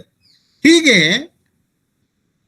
ಅರುಣಾಬ್ಜ 13-14ನೇ ಶತಮಾನದ ಕಾಲಘಟ್ಟದಲ್ಲಿ ತುಳುವಿನ ಶಬ್ದ ಸಂಪತ್ತನ್ನ ಬಳಸಿಕೊಂಡು ಅಪೂರ್ವವಾದಂತಹ ಕಾವ್ಯ ನಿರ್ಮಾಣ ಮಾಡುತ್ತಾನಲ್ಲ, ಮೂಲ ಆಕರವನ್ನು ಬಳಸಿಯೂ ಅನೇಕ ಹೊಸ ಸಂಗತಿಗಳನ್ನು ಸೇರಿಸಿಕೊಂಡು ಸಹೃದಯರಿಗೆ ಆನಂದ ಉಂಟು ಮಾಡುವಂತಹ ರೀತಿಯಲ್ಲಿ ಅವನು ಕಾವ್ಯವನ್ನು ಕಟ್ಟುತ್ತಾನೆ. ಅಂತಹ ಕಾವ್ಯ ಅರ್ಧಾಂತ್ಯವಾಯಿತು ಎನ್ನುವುದು ನಮಗೆ ಬೇಸರದ ವಿಷಯ. ಆರಂಭದಲ್ಲಿ ಅವನು ಹೇಳುತ್ತಾನೆ, ಇಳೆಟು ಭಾರತ ಕಾವ್ಯೋ ರಚಯಿ ಪುಪ್ಪೆ, ನಾನು ಭೂಮಿಯಲ್ಲಿ ಮಹಾಭಾರತ ಕಾವ್ಯವನ್ನು ಬರೀತೇನೆ ಅಂತ. ಆದ್ರೆ ಇಡೀ ಮಹಾಭಾರತವನ್ನು ಬರೀಲಿಕ್ಕಾಗ್ಲಿಲ್ಲ. ತೆರಿತು ಸಂಭವ ಪರ್ವೋ ಅರುಣಾಬ್ಜೆ ವಿರಚಿತೆ, ಸಂಭವ ಪರ್ವವನ್ನು ಮಾತ್ರ ಬರದೆ ಅಂತವನು ಹೇಳಿದಾಗ ವಿಷಾದವು ನಮಗೆ ಕೇಳಿಸ್ತದೆ. ಪ್ರಾಯಶಃ ಅದು ಅರ್ಧಾಂತ್ಯಕ್ಕೆ ನಿಂತಿದೆ. ಅವನ ಆರೋಗ್ಯವೋ ವೃದ್ಧಾಪ್ಯವೋ ಅದಕ್ಕೆ ಕಾರಣ ಇರಬಹುದು. ಕೊನೆಗೆ ಅವನು ಫಲಸ್ತುತಿಯನ್ನು ಹೇಳ್ತಾನೆ. ಕುಮಾರವ್ಯಾಸ ತನ್ನ ಭಾರತದ ಕೊನೆಗೆ ಹೇಳ್ತಾನೆ, ವೇದ ಪಾರಾಯಣದ ಫಲ, ಇಂತಹ ಫಲಗಳೆಲ್ಲ ಇದರ ವಾಚಕರಿಗೆ ಸಿಗುತ್ತದೆ. ಅದನ್ನೇ ಅನುಸರಿಸಿ ಅರುಣಾಬ್ಜ ಹೇಳ್ತಾನೆ, ಗಂಗಾ ಸ್ನಾನ ಫಲೋ ಭಾರತೊಂಟ ಅರೆ ಅಕ್ಷರ ಓದುಂಡ ಮೋಕ್ಷ ಪ್ರಾಪಿಪುಣು ಅಂತ. ಎಂತಹ ಮಾತು ನೋಡಿ. ಕುಮಾರವ್ಯಾಸ ಒಂದಕ್ಷರವ ಕೇಳಿದರಿಗೆ ಪುಣ್ಯಲೋಕ ಪ್ರಾಪ್ತಿ ಅಂತ ಹೇಳಿದ್ರೆ, ಅರುಣಾಬ್ಜ ಅರೆ ಅಕ್ಷರ ಕೇಳಿದ್ರು ಪುಣ್ಯ ಪ್ರಾಪ್ತಿ ಅಂತ ಹೇಳ್ತಾನೆ. ಕನ್ನಡದ ಒಂದು ಅಕ್ಷರಕ್ಕೆ ತುಳುವಿನ ಅರ್ಧಾಕ್ಷರ ಸಮ ಎನ್ನುವಂತಹ ಒಂದು ಭಾಷಾಭಿಮಾನ ಅವನ ಅಂತರಂಗದಲ್ಲಿ ಮನೆ ಮಾಡಿರಬೇಕು. ಇಲ್ಲದಿದ್ರೆ ಈ ರೀತಿ ಹೇಳೋದಿಲ್ಲ. ಕುಮಾರವ್ಯಾಸನನ್ನೇ ಅನುಸರಿಸಿ ಹೇಳಿದ್ರೆ ಒಂದಕ್ಷರ ಅಂತಲೇ ಹೇಳ್ತಾ ಇದ್ದ, ಅರೆ ಅಕ್ಷರ ಅಂತ ಯಾಕೆ ಹೇಳಿದ? ಅದು ಅವನ ಮಾತೃಭಾಷಾ ಪ್ರೀತಿ ಅತಿರೇಕ ಅಭಿಮಾನ ಅಂತ ನಾವು ಭಾವಿಸಬಹುದು. ಹೀಗೆ ಅರುಣಾಬ್ಜ ಆ ಕಾಲಘಟ್ಟದಲ್ಲಿ ಕಟ್ಟಿದಂತಹ ಈ ಕಾವ್ಯ ಪ್ರಕಟ ಆಗಿ 25 ವರ್ಷ ಆದರೂ ನಾವು ಅದನ್ನ ಇನ್ನಷ್ಟು ವ್ಯಾಪಕ ಅಧ್ಯಯನಕ್ಕೆ ಒಳಪಡಿಸಲಿಲ್ಲವೇನೋ ಎನ್ನುವ ಬೇಸರ ನನ್ನ ಮನಸ್ಸಿನಲ್ಲಿದೆ. ಈಗಾಗಲೇ ಪ್ರೊಫೆಸರ್ ಕುಂಬಳೆ ಅವರು ಹೇಳಿದರು ಅದರ ಗದ್ಯಾನುವಾದ ಕೆಲಸ ಆಗಬೇಕು ಅಂತ. ಹೌದು, ಬಹಳ ದೊಡ್ಡ ಕೆಲಸ. ಒಬ್ಬಿಬ್ಬರು ಸೇರಿ ಮಾಡುವಂತಹದ್ದಲ್ಲ, ಇದೊಂದು ಸಮಿತಿ ಸೇರಿ ಮಾಡುವಂತಹ ಬಹಳ ದೊಡ್ಡ ಕೆಲಸ. ಅನೇಕ ಕಡೆ ಪದ್ಯ ಪಾದಗಳನ್ನ ಸರಿಯಾಗಿ ಛಂದೋಬಂಧಕ್ಕೆ ಅನುಗುಣವಾಗಿ ವಿಭಜನೆ ಮಾಡಬೇಕು. ಒಟ್ಟಾರೆ ಎಷ್ಟೋ ಅಂಶ ಷಟ್ಪದಗಳು ಷಟ್ಪದದ ಸ್ವರೂಪದಲ್ಲಿ ಶಿಲ್ಪದಲ್ಲಿ ಇಲ್ಲ. ಅವುಗಳನ್ನು 6 ಪಾದಗಳಾಗಿ ವಿಂಗಡಿಸುವ ಕೆಲಸ ಇದೆ. ನಾನು ಈಗಾಗಲೇ ಹೇಳಿದ ಹಾಗೆ ರಂಗಬುದ್ಧಿ, ಚಪ್ಪರುಮಲ್ಲಿ, ಪೊಡಿಯಾಯೋ, ತನ್ನಾಪು, ಪಳವು, ದಿಕ್ಕಲು, ಪಜಿವೋದೆರು, ಹೀಗೆ ಅನೇಕ ಶಬ್ದಗಳಿಗೆ ನಾವು ಅರ್ಥಗಳನ್ನು ಅನ್ವೇಷಿಸುವಂತಹ ಅಗತ್ಯ ಇದೆ.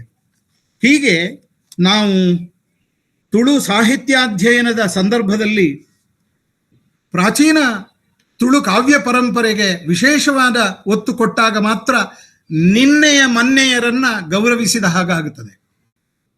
ಪ್ರಾಚೀನ ಕಾವ್ಯಗಳಲ್ಲಿರುವಂತಹ ತುಳು ಭಾಷಾ ಸಂಪತ್ತನ್ನ ಉಳಿಸುವ ಕೆಲಸವನ್ನು ನಾವು ಮಾಡಿದ ಹಾಗಾಗ್ತದೆ. ಅದಕ್ಕೆ ಪ್ರತ್ಯೇಕವಾದ ನಿಘಂಟೊಂದನ್ನು ರಚಿಸುವಂತಹ ಸಂದರ್ಭ ಕೂಡ ಸನ್ನಿಹಿತವಾಗಿದೆ ಅಂತ ನಾನು ಭಾವಿಸ್ತೇನೆ. ಇದಕ್ಕಾಗಿ ಹೊಸತಾಗಿ ವಿದ್ವಾಂಸರ ಪಡೆ ನಿರ್ಮಾಣಗೊಳ್ಳಬೇಕು.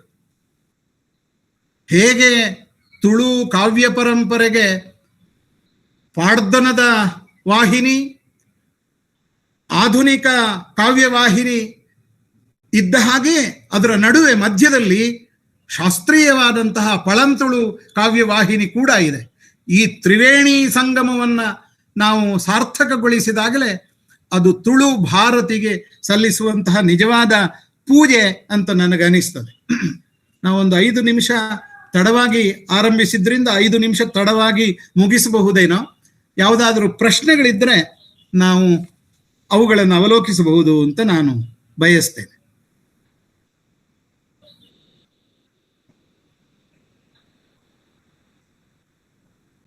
ಕೇಳ್ತಾ ಇದ್ದೀರಲ್ವಾ?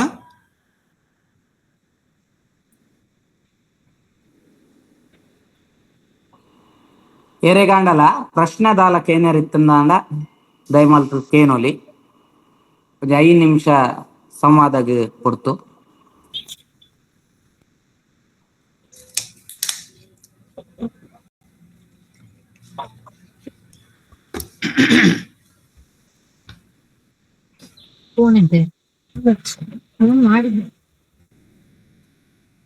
ಒರ ಓದಲೆ ಮಹಾಭಾರತ ಅರುಣಾಬ್ಜನ ಕಾವ್ಯನು ಒರ ಓದೋಡು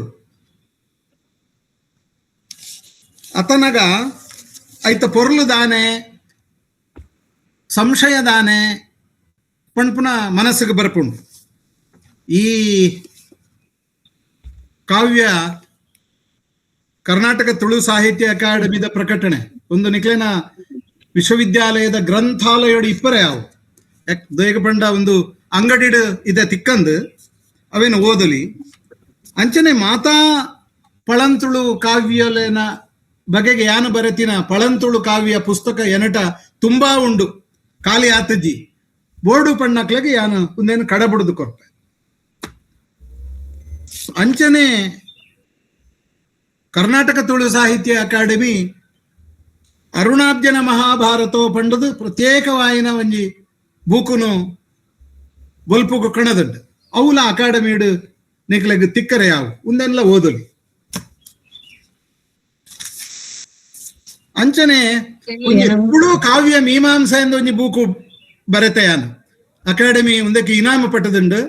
ಒಂದೆಟ್ಟು ತುಳು ಕಾವ್ಯದ ಮೀಮಾಂಸದ ಬಗ್ಗೆ ಪ್ರಾಚೀನ ಕಾಲದ ಪಳಂತುಳು ಕಾವ್ಯದ ಪತದು ಪಾಡ್ದನದ ಕಾವ್ಯದ ಪೊರ್ಲು ಸೇರ್ಸಾದು ಇತದ ಆಧುನಿಕ ಕವಿತೆಲನ ಬಗ್ಗೆ ಕೂಡ ಒಂದೆಟ್ಟು ಯಾನ ವಿವೇಚನೆ ಮಲ್ತದೆ.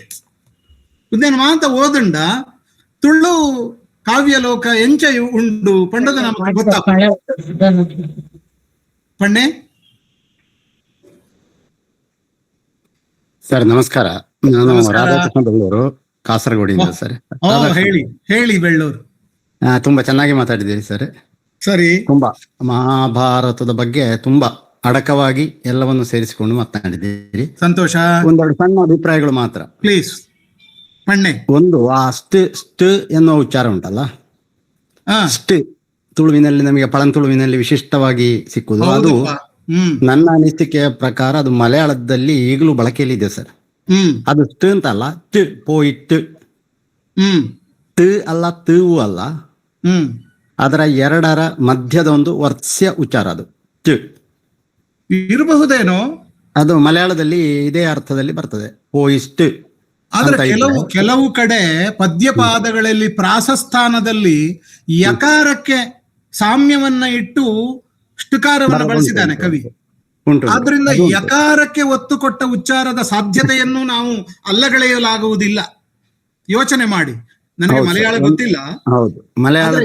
ಯು ಎನ್ನುವ ಅರ್ಥವನ್ನು ಕೂಡ, ಆ ಉಚ್ಚಾರವನ್ನು ಕೂಡ ಅದು ಪ್ರಾಸಸ್ಥಾನದಿಂದ ಹೊರಡಿಸ್ತದೆ. ಆದ್ರೆ ಅವನ ಪ್ರಾಸಸ್ಥಾನವನ್ನು ಈ ತುಳುವಿನ ಅವಂದಾಗ್ಲಿ ಭಾಗವತದ್ದಾಗ್ಲಿ ಪೂರ್ತಿಯಾಗಿ ನಂಬಲಿಕ್ಕೆ ಆಗುದಿಲ್ಲ ಸರ್. ಯಾಕಂದ್ರೆ ಅವರು ಪ್ರಾಸವನ್ನು ಅಷ್ಟು ನಿಯತವಾಗಿ ಎಲ್ಲಿಯೂ ಪಾಲಿಸಲಿಲ್ಲ. ಕೆಲವು ಕಡೆ ಪಾಲಿಸ್ತಾರೆ, ಕೆಲವು ಕಡೆ ಬಿಡ್ತಾರೆ. ಪ್ರಾಸಸ್ಥಾನ ನೋಡಿ ಅಂತೆ ಅವರು ತುಂಬಾ ಕಡೆ ಪ್ರಾಸವನ್ನು ಮೀರಿದ್ದು ಉಂಟು. ದ್ವಿತೀಯಾಕ್ಷರ. ಇನ್ನೊಂದು, ನಮಗೊಂದು 7-8 ಶತಮಾನಗಳ ಹಿಂದಿನ ಉಚ್ಚಾರ ಸ್ವರೂಪವನ್ನ ನಿರ್ಣಯಿಸುವುದು ಬಹಳ ಕಷ್ಟ. ಬಹಳ ಕಷ್ಟ ಸರ್, ಬಹಳ ಕಷ್ಟ, ಬಹಳ ಕಷ್ಟ. ಇನ್ನೊಂದು, ಈ ರಾಜಾವು ನೋಡಿ, ರಾಜಾವು ರಾಜಾವು ಮಲಯಾಳದಲ್ಲಿ ರಾಜಾವು, ಕರ್ತಾವು ಕರ್ತಾವು, ಅದು ದ್ರಾವಿಡ ಮೂಲದ ಪ್ರಭಾವ ಇರಬೇಕು. ಇನ್ನೊಂದು ತೆರುವ ಹೇಳಿದ್ದೀರಿ ನೀವು, ತೆರುವ, ತೆರಿವು ಮಲಯಾಳದಲ್ಲಿ ಈಗಲೂ ಬಳಕೆಯಲ್ಲಿ ಉಂಟು. ದಾರಿ, ತೆರಿವು, ಈಗ ತೆರಿವಿನಲ್ಲಿ, ತೆರವಟೆ ಎನ್ನುವುದು ತೆರುವಿನಲ್ಲಿ, ಐಟೆ ಅದರಲ್ಲಿ, ದಾರಿಯಲ್ಲಿ, ತಿರುವಿನಲ್ಲಿ, ಆ ರೀತಿ. ಹಾಗೆ ತಿರುವು ಅಲ್ಲ ಸರ್, ತೆರುವು ಅಂದ್ರೆ ದಾರಿಯಲ್ಲಿ. ದಾರಿಯಲ್ಲಿ ತೆರುವು ಕಚ್ಚೋಡ ಅಂತ ಉಂಟು ಇಲ್ಲಿ. ತೆರುವು ಕಚ್ಚೋಡ ಅಂದ್ರೆ ದಾರಿ ಬದಿಯ ವ್ಯಾಪಾರ. ಈ ರೀತಿ ಒಂದಷ್ಟು ಪದಗಳು ಇದೆಲ್ಲ ಸಾಮ್ಯ ಇದೆ ಸರ್. ನೋಡಿ, ಪಳಂತುಳು ಮತ್ತು ಮಲಯಾಳದ ಶಬ್ದ ಸಾಮ್ಯ ಒಂದು ಪ್ರತ್ಯೇಕ ಶೋಧಕ್ಕೆ ವಸ್ತು ಅದು. ಮಾಡಿ ಖಂಡಿತ ಸರಿ. ಮತ್ತೆ ಈಗ ಇದನ್ನು ಕೆಲವರು ಇದು ಶಿವಳ್ಳಿ ತುಳುವಿನಲ್ಲಿ ಬರೆದ ಕೃತಿ ಅಂತ ಒಂದು ಮಾತು ಹೇಳ್ತಾರೆ. ಈ ಬಗ್ಗೆ ನಿಮ್ಮ ಅಭಿಪ್ರಾಯ ಏನು ಸರ್? ಅಂದ್ರೆ ಹೌದು ಅಂತಲೇ ಹೇಳ್ತೇನೆ ನಾನು. ಯಾಕೆಂದ್ರೆ ಎಲ್ಲ ಪ್ರಯೋಗವೂ ಕೂಡ ಶಿವಳ್ಳಿ ತುಳುವಿಗೆ ಸಮೀಪವಾಗಿದೆ. ನಾನು ಒಂದು ಕಡೆ ಅದನ್ನ ಶಿವಳ್ಳಿ ಛಂದಸ್ಸು ಅಂತ ಹೇಳಿದ್ದು ಕೂಡ ಇದೆ. ಶಿವಳ್ಳಿ ಅನ್ನುವುದು ಅದೊಂದು ಪ್ರದೇಶ ಸ್ವಾಮಿ. ನಾವದನ್ನು ಬ್ರಾಹ್ಮಣ ಸಮುದಾಯ ಅಂತ ಭಾವಿಸಬೇಕಾಗಿಲ್ಲ. ಶಿವಳ್ಳಿ ಶಿವನಹಳ್ಳಿ, ಉಡುಪಿಯ ಸಕ್ರಿಯ ಸಮೀಪದಲ್ಲಿರುವಂತಹ ಊರದು. ಆದ್ದರಿಂದ ಅರುಣಾಬ್ಜ ಇರಬಹುದು, ವಿಷ್ಣುತುಂಗ ಇರಬಹುದು, ಅಲ್ಲಿಯವರೇ ಅಂತ ನಾನು ಸಾಧಿಸ್ತೇನಲ್ಲ. ಹಾಗಾಗಿ ಅದನ್ನ ನಾವು ಅವರ ಶಿವಳ್ಳಿಯ ನಾಡಿನ ಪ್ರದೇಶದ ಭಾಷೆ ಅಂತ ಗ್ರಹಿಸಿದಾಗ ಅದರಲ್ಲಿಯೂ ಕೂಡ ಯಾರಿಗೂ ನೋವಾಗುವುದಿಲ್ಲ. ಮತ್ತೆ ಈಗ ಅದು ಸಾಮಾನ್ಯ ತುಳುವಿಗಿಂತಲೂ ಹೆಚ್ಚು ಬ್ರಾಹ್ಮಣ ತುಳುವಿಗೆ, ಶಿವಳ್ಳಿ ತುಳುವಿಗೆ ಸಮೀಪವಾಗಿದೆ ಅನ್ನುವುದು ಕೂಡ ಸತ್ಯ ಅಲ್ವಾ? ಆದ್ರೆ ಅಂದ್ರೆ ಹೀಗೆ ಹೇಳ್ಬಹುದು ಅದನ್ನು, ಅಂದ್ರೆ ಶಿವಳ್ಳಿ ತುಳು ಈ ಪ್ರಾಚೀನ ತುಳುವಿನ ಅಂಶಗಳನ್ನು ಉಳಿಸಿಕೊಂಡು ಬಂದಿದೆ ಅಂತ ನಾವು ಅರ್ಥ ಮಾಡ್ಲಿಕ್ಕೆ ಅವಕಾಶ ಉಂಟಾ? ಆದ್ರೆ ಶಿವಳ್ಳಿ ತುಳುವಿನಲ್ಲಿ ಸಂಸ್ಕೃತ ಶಬ್ದಗಳನ್ನು ಉಳಿಸಿಕೊಂಡು ಬರಲಾಗಿದೆ, ಅದು ಕೂಡ ಸತ್ಯವೇ. ಧನಂಜಯ ಈ ವಿದ್ವಾಂಸರು ಏನು ಹೇಳಿದ್ರು ಕೂಡ ಅದು ತರ್ಕ ಮತ್ತೆ ಊಹೆಯ ಬಲದಿಂದ ಮಾತ್ರ ನಿಲ್ಲುವಂತಹದ್ದು. ಯಾಕಂದ್ರೆ 7-8 ಶತಮಾನಗಳ ಹಿಂದಿನ ಪರಿಸ್ಥಿತಿಯನ್ನ ನಾವು ಹೇಗೆ ಗ್ರಹಿಸಲಿಕ್ಕೆ ಸಾಧ್ಯ? ಒಬ್ಬೊಬ್ಬರು ಒಂದೊಂದು ರೀತಿ ಪ್ರತಿಪಾದನೆ ಮಾಡಬಹುದು ಅದನ್ನಷ್ಟೇ. ಆದ್ರೆ ನಾವು ಈಗ ನಮ್ಮ ಪ್ರಾಚೀನ ಸ್ವರೂಪ, ಭಾಷಾ ಸ್ವರೂಪ ಹೀಗಿತ್ತು ಅಂತ ನಾವು ಸಂತೋಷ ಪಡಬೇಕು, ಅಭಿಮಾನ ಪಡಬೇಕು. ಇಲ್ಲಿ ಇನ್ನೊಂದನ್ನು ಗಮನಿಸಿಕೊಳ್ಬೇಕು ಧನಂಜಯ ಅವರೇ, ಏನಂದ್ರೆ ಶಿವಳ್ಳಿ ತುಳು ಅಂತ ಹೇಳುವಾಗ ಉದ್ದೇಶಿಸುವುದು ಶಿವಳ್ಳಿ ಎನ್ನುವ ಪ್ರದೇಶದ ತುಳು ಎನ್ನುವುದಕ್ಕಿಂತ ಹೆಚ್ಚಾಗಿ ಬ್ರಾಹ್ಮಣ ತುಳು ಎನ್ನುವುದನ್ನು. ಬ್ರಾಹ್ಮಣ ತುಳು ಅಂತ ಹೇಳಿದಾಗ ಸಹಜವಾಗಿ ಅದರಲ್ಲಿ ಸಂಸ್ಕೃತ ಶಬ್ದಗಳ ಬಾಹುಳ್ಯ ಇದ್ದೇ ಇದೆ. ಹಾಗಾಗಿ ಸಂಸ್ಕೃತ ಶಬ್ದಗಳ ಬಾಹುಳ್ಯವು ಇದು ಆ ತುಳುವಿನ, ಅದು ನಮಗೆ ಅಲ್ಲೊಂದು ಗಮನಿಸಬೇಕಾದ ಸಂಗತಿ ಉಂಟು. ಈ ಬ್ರಾಹ್ಮಣ ಭಾಷೆಗಳಿದ್ದಾವಲ್ಲ, ಇವು ಆದಷ್ಟು ಪ್ರಾಚೀನತೆಯನ್ನು ಉಳಿಸಿಕೊಳ್ತವೆ. ಅಂದ್ರೆ ಅವು ಬದಲಾಗುವುದು ಬಹಳ ನಿಧಾನಗತಿಯಲ್ಲಿ. ಈ ನಾವು ಮಾರ್ಕೆಟ್ನಲ್ಲಿ ಮಾತಾಡುವ ಭಾಷೆಗಳಿದ್ದಾವಲ್ಲ, ಅಂದ್ರೆ ಸಾಮಾನ್ಯ ವ್ಯವಹಾರದಲ್ಲಿರುವ ಭಾಷೆಗಳು, ಅವುಗಳು ಬಹಳ ಬೇಗ ಬದಲಾಗ್ತಾ ಹೋಗ್ತವೆ. ಆಗಿಂದಾಗ ಇವತ್ತಿಂದ ನಾಳೆಗೆ ಬದಲಾಗ್ತವೆ. ಈಗ ಹವ್ಯಕ ಭಾಷೆ ನೋಡಿ, ಅವು ಹಳೆಗನ್ನಡದ ಆ ಒಂದು ಗಂಧವನ್ನು ಉಳಿಸಿಕೊಂಡಿದೆ, ಆ ಪ್ರಯೋಗಗಳನ್ನು ಉಳಿಸಿಕೊಂಡಿದೆ. ಅದೇ ರೀತಿ ಆ ಕಾಲದಲ್ಲಿ ಬ್ರಾಹ್ಮಣ ಭಾಷೆಯಾಗಿದ್ದ, ಯಾಕಂದ್ರೆ ಅದನ್ನು ಬರೆದವರು ಬ್ರಾಹ್ಮಣರೇ ಎನ್ನುವುದರಲ್ಲಿ ಎರಡು ಮಾತಿಲ್ಲ, ಅವರು ಅವರ ಭಾಷೆಯಲ್ಲೇ ಬರೆದಿದ್ದಾರೆ. ಮತ್ತು ಸಂಸ್ಕೃತವನ್ನು ಬರೆದದರಿಂದ ಸಹಜವಾಗಿ ಅದರೊಳಗೆ ಸಂಸ್ಕೃತ ಶಬ್ದಗಳು ಕೂಡ ತುಂಬಿಕೊಂಡಿದ್ದಾವೆ. ಹಾಗಾಗಿ ಅದೇ ಆ ಭಾಷೆಯೇ ಇವತ್ತು ಇರುವ ಶಿವಳ್ಳಿ ಭಾಷೆಯ ಮೂಲ. ಖಂಡಿತ ಶಿವಳ್ಳಿ ಭಾಷೆ ಅಂದ್ರೆ ಪ್ರದೇಶ ಅಲ್ಲ, ಬ್ರಾಹ್ಮಣ ಭಾಷೆಯ ಮೂಲ ಆಗಿರುವ ಸಾಧ್ಯತೆಗಳು ಹೆಚ್ಚು. ಆಗ್ಬೋದು, ತೊಂದರೆ ಇಲ್ಲ. ಈಗ ಬ್ರಾಹ್ಮಣರಿಗೂ ಕೂಡ ಶಿವಳ್ಳಿಯವರು ಅಂತ ಬಂದದ್ದು ಆ ಪ್ರದೇಶದ ವಾಸಿಗಳು ಎನ್ನುವ ಅರ್ಥದಲ್ಲಿಯೇ. ಆದ್ರಿಂದ ಈಗ ಎರಡೂ ಅರ್ಥದಲ್ಲಿ ಅದನ್ನ ನಾವು ಸ್ವೀಕರಿಸಬಹುದು. ನಿಮ್ಮ ನಿಲುವು ಸರಿಯಾಗಿದೆ.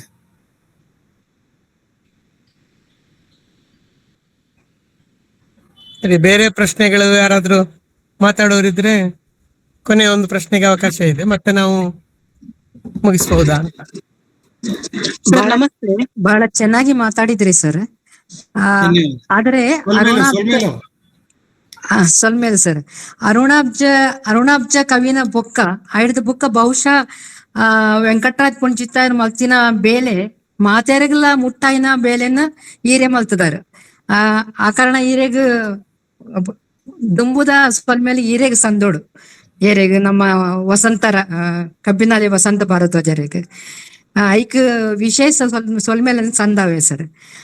ಎಂಕ್ ಈತ ಮಾತ ಕೇಂಡಿನ ಬುಕ್ಕ ಎಂಕ್ ಮಲ್ಲ ಪ್ರಶ್ನೆ ಒರಿದು ಪೋಪನ ದಾದ ಪಂಡ ಅರುಣಾಬ್ಜರ್ ಬರೆಯರು ವೆಂಕಟರಾಜ್ ಪುಂಚಿತಾರ್ ಬೇಲೆ ಮಲ್ತೇರು ಅಡ್ದ ಬುಕ್ಕ ಈರು ಮಲ್ತಾರು ಮಾತ್ರ ಅವೇ ಲೈನ್ ಇತೆ ನಂಕ ಇತೆ ಐರಾವತ ಪ್ರಸಂಗ ಅವಡ್ ಗಜಮೋಹಿ ಅವಡ್ ಒಂದು ಈರಿನ ತರ್ಜುಮೆಡ್ ನಮಕ್ ಅರ್ಥಾಂಡು ಹೊರತ್ ನಂಕ ಐತ ಮೂಲ ಕೃತಿ ಒಂಜಿ ತಿಕ್ಕುಜಿ ಅವು ಬೋಡಾಯ್ನಾತ್ ಪ್ರಿಂಟೆಡ್ ಒಂಜಿ ಇಜ್ಜಿ ರಡ್ಡನೆದ ಈ ಬೇಲೆನ ಐಟ್ಲ ಐತ ಕೆಲವು ಮಾತ್ರ ತಿಕ್ಕದುಂಡ ನನ್ನ ಬಾಕಿತನ ತಿಕ್ಕದುಜಿ ಎಂಕ ತೋಜನ ದಾದ ಪಂಡ ಖಂಡಿತ ಓಲ ಒಂಜಿ ಕಡೆ ಉಂಡು ಅವೇನ ಏರ್ಲ ಅವೇನ ಆ ಬೇಲೆನ ಮಲ್ತುಜೇರು ನನ್ನ ದುಂಬು ಅವು ಮಲ್ಪುವೆರ ಇತ್ತದ ಲೆಕ್ಕಡ್ ತುಂಡ ನನ್ನ ಒಂದನ್ನು ಮುಂದುವರಿಸಾದ ಈ ಬೇಲೆನ ನನ್ನ ಮಲ್ತೊಂದು ಏರು ಪೋವೇರು ಒಂದೆಗ ಇತ್ತದ ಮಟ್ಟಿಗೆ ನಂಕ್ ಈರೆ ಪಂಡೆ ಲೆಕ್ಕ ಕನ್ನಡದ ಭಾಷೆ ಕಂಡ ಪಾತೆರ್ ನಗಲು ಐಕ್ ಬೇಲೆ ಮಲ್ಪ ನಗಲು ಉಳ್ಳಿರು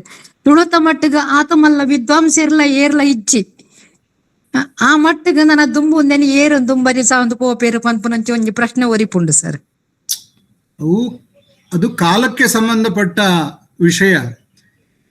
ಯಾವಾಗ್ಲೂ ಸಂಶೋಧನೆ ಅನ್ನೋದು ನಿತ್ಯ ನೂತನ. ಅದು ನಿನ್ನೆಯವರೆಗೆ ಹೇಳಿದ್ದು ಇವತ್ತು ಬದಲಾಗುತ್ತದೆ. ಇವತ್ತು ನಾವು ಹೊಸತನ್ನು ಹುಡುಕಿ ಹೊಸ ಶೋಧ ಅಂತ ಹೇಳ್ತೇವೆ. ನಾಳೆಯ ಸಂಶೋಧನೆಯ ಬೆಳಕಿನಲ್ಲಿ ಇವತ್ತಿನ ಶೋಧ ಕೂಡ ಹಳೆಯದಾಗುತ್ತದೆ, ಕ್ಷುಲ್ಲಕವಾಗ್ತದೆ. ಈಗ ಪ್ರಾಸಂಗಿಕವಾಗಿ ನಾನು ಹೇಳೋದು, ಪುರಂದರದಾಸರು ಯಕ್ಷಗಾನ ಅನಸೂಯ ಚರಿತ್ರೆ ಬರೆದ್ರು ಅನ್ನೋ ಉಲ್ಲೇಖ ಮಾತ್ರ ಇತ್ತು. ಇತ್ತೀಚೆಗೆ ಅದು ನಮಗೆ ಸಿಕ್ಕಿತು. ಪುರಂದರದಾಸರು ಅದನ್ನು ರಚನೆ ಮಾಡಿ ಇಷ್ಟು ವರ್ಷಗಳ ಕಾಲ ಯಾರಿಗೂ ಅದು ಸಿಗದೆ ಹೊಸ ಕಾಲದಲ್ಲಿ ಅದು ಲಭ್ಯವಾಗಿದ್ದು ಈ ಕಾಲದ ಯೋಗ. ನಾಳೆ ಇನ್ನೇನೋ ಹೊಸದು ಸಿಗ್ಬಹುದು, ಹೇಳಲಿಕ್ಕೆ ಆಗೋದಿಲ್ಲ. ನನಗನಿಸ್ತದೆ ತುಳು ಕಾವ್ಯಗಳು ಇನ್ನಷ್ಟು ಸಿಗಲಿಕ್ಕಿದೆ, ನಾವು ಪ್ರಯತ್ನ ಪಡುವುದು ಕಡಿಮೆ ಆಯ್ತೋ ಏನೋ ಅಂತ ನನಗನಿಸ್ತದೆ.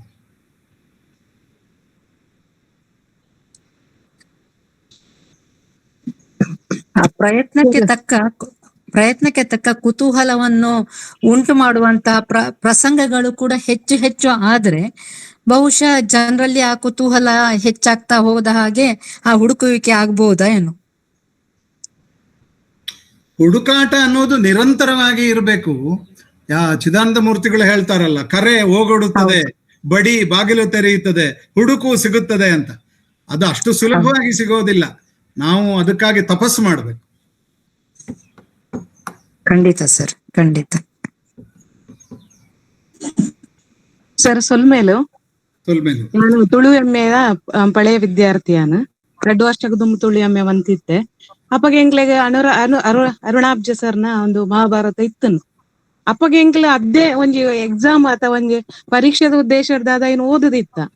ಎನ್ನ ಅಮ್ಮನ ಇಲ್ಲ ಬತ್ತದ ಕುಂಬ್ಳೇಡು ಅಪ್ಪಗೆ ಅದೇ ಐಟ್ ಇತ್ತನ ಸುಮಾರು ಪದಕುಲನ್ ಕೇನಾಗ ಸರ್. ಇತ್ತ ರಾಧಾಕೃಷ್ಣ ಸರ್ ಪಂಡಿಲಕ್ಕನೆ ಚಾರ್ತ್ ಚಾಂದ್ ಒಂದು ಮಲಯಾಳಂ ಇತ್ತೆಲ್ಲ ನಾವು ಯೂಸ್ ಪನ್ಪುನಂಜ ಪದ ಪ್ರಯೋಗ ಅವು ಮಾತ. ಅಪ್ಪ ಎಂಕ ಮಸ್ತ್ ಎಂಚಿನ ಅನಿಸುನು ಪಂಡ ಮಲಯಾಳದಾಗ್ಲು ತುಳುತ ಮಸ್ತ್ ಶಬ್ದಲೇನ್ ಗೆತೊಂದೇರನ್ನ ಅನಿಸೊಂದುಂಡು ಸರ್. ಅದು ಪೂನ ಎನ್ನುವೇನು ಲಿಪಿ ಕನ್ನಡದ ಲಿಪಿನೇ ಮಲಯಾಳಿದಕ್ಲು ದೆತೊಂದೇರು ಅಂಚ ಅದು ಕೈತೊಲಡು ಇತ್ತಿನ ಭಾಷೆದ ಶಬ್ದ ದೆತೊಂಡ್ ಬಿಜೇರಾ ದೆತೊಂಡ್ ಚಾಂದ್ ಚಾಂದ್ ಪೊಟ್ಟವು ಮತ್ತೆ ಇತ್ತೆಲಾಕ್ಲೆ ಏಪಲಗಳ ಸುನ ಭಾಷೆ ಅವು ಮಾತ. ಅವು ತುಳುತ ಪಳನ್ ತೊಳೊಂಡು ಉಂಡು ಪನ ಹಿಂಗ ಮಸ್ತ್ ಖುಷಿ ಆಡು. ಒಂದು ಪೂರ ನಮ್ಮ ಪದಾರ್ಥ ಪನ್ಪುನ ಒಂಜಿ ರೀತಿಡ್ ಸರ್. ಇರ್ ಮಸ್ತ್ ಶೋಕ್ ಎಂಕ್ಲೆಗ ನೆತ್ ನನೊಂಜಿ ರೀತಿಡ್ ಎಂಕ್ಲೆಗ ಈ ಮಸ್ತ್ ಅರ್ಥ ಮಂತಕೊಂಡರ್ ಮರ್ತ್ ಕೊರಿಯರ್ ಸರ್. ಶುಭಾಷಿಣಿ ಮ್ಯಾಮ್ ಪಂಡಲಕನೆ ಎಂಕ್ಲೆಗ್ ಐತ ಮೂಲ ಕೃತಿ ಅವಡ್ ಐನ್ ಈ ರೀತಿ ಒಂಜಿ ಅಧ್ಯಯನ ಉದ್ದೇಶ ಓದುನ ಮತ್ತ ಒಂದು ಇಜ್ಜಾಂಡ್ ಇತ್ತ ಖಂಡಿತ ಎಂಕ್ಲೆಗ್ ಒಂಜಿ ಭಾವನೆ ಬರೋದುಂಡು. ಏನೊಂಜಿ ಅಧ್ಯಯನ ಪದಕ್ಕುಲ ಅದುಪ್ಪು ಐತ ಬೇತೆ ಬೇತೆ ರೀತಿಡ್ ಒಂಜಿ ರಿಸರ್ಚ್ ಮನ್ಪುನ ರೀತಿಡ್ ಎಂಕ್ಲೆಗ ಐತ ದುಂಬ ರೀತಿ ಪೋಡು ಒಂದೊಂಜಿ ಆಸೆ ಆವೊಂದುಂಡು ಸರ್. ನಿಕ್ಲು ಪೂರ ನೆಕ್ ಸ್ಫೂರ್ತಿ ಆಯ್ತು ನನ್ನವರ ಹೃದಯದಲ್ಲಿ ಸೊಲ್ಮೇಲೆ ನಿಕ್ಲಿಗೆ ಸಂದ ಒಂದಲ್ಲ ಸರ್.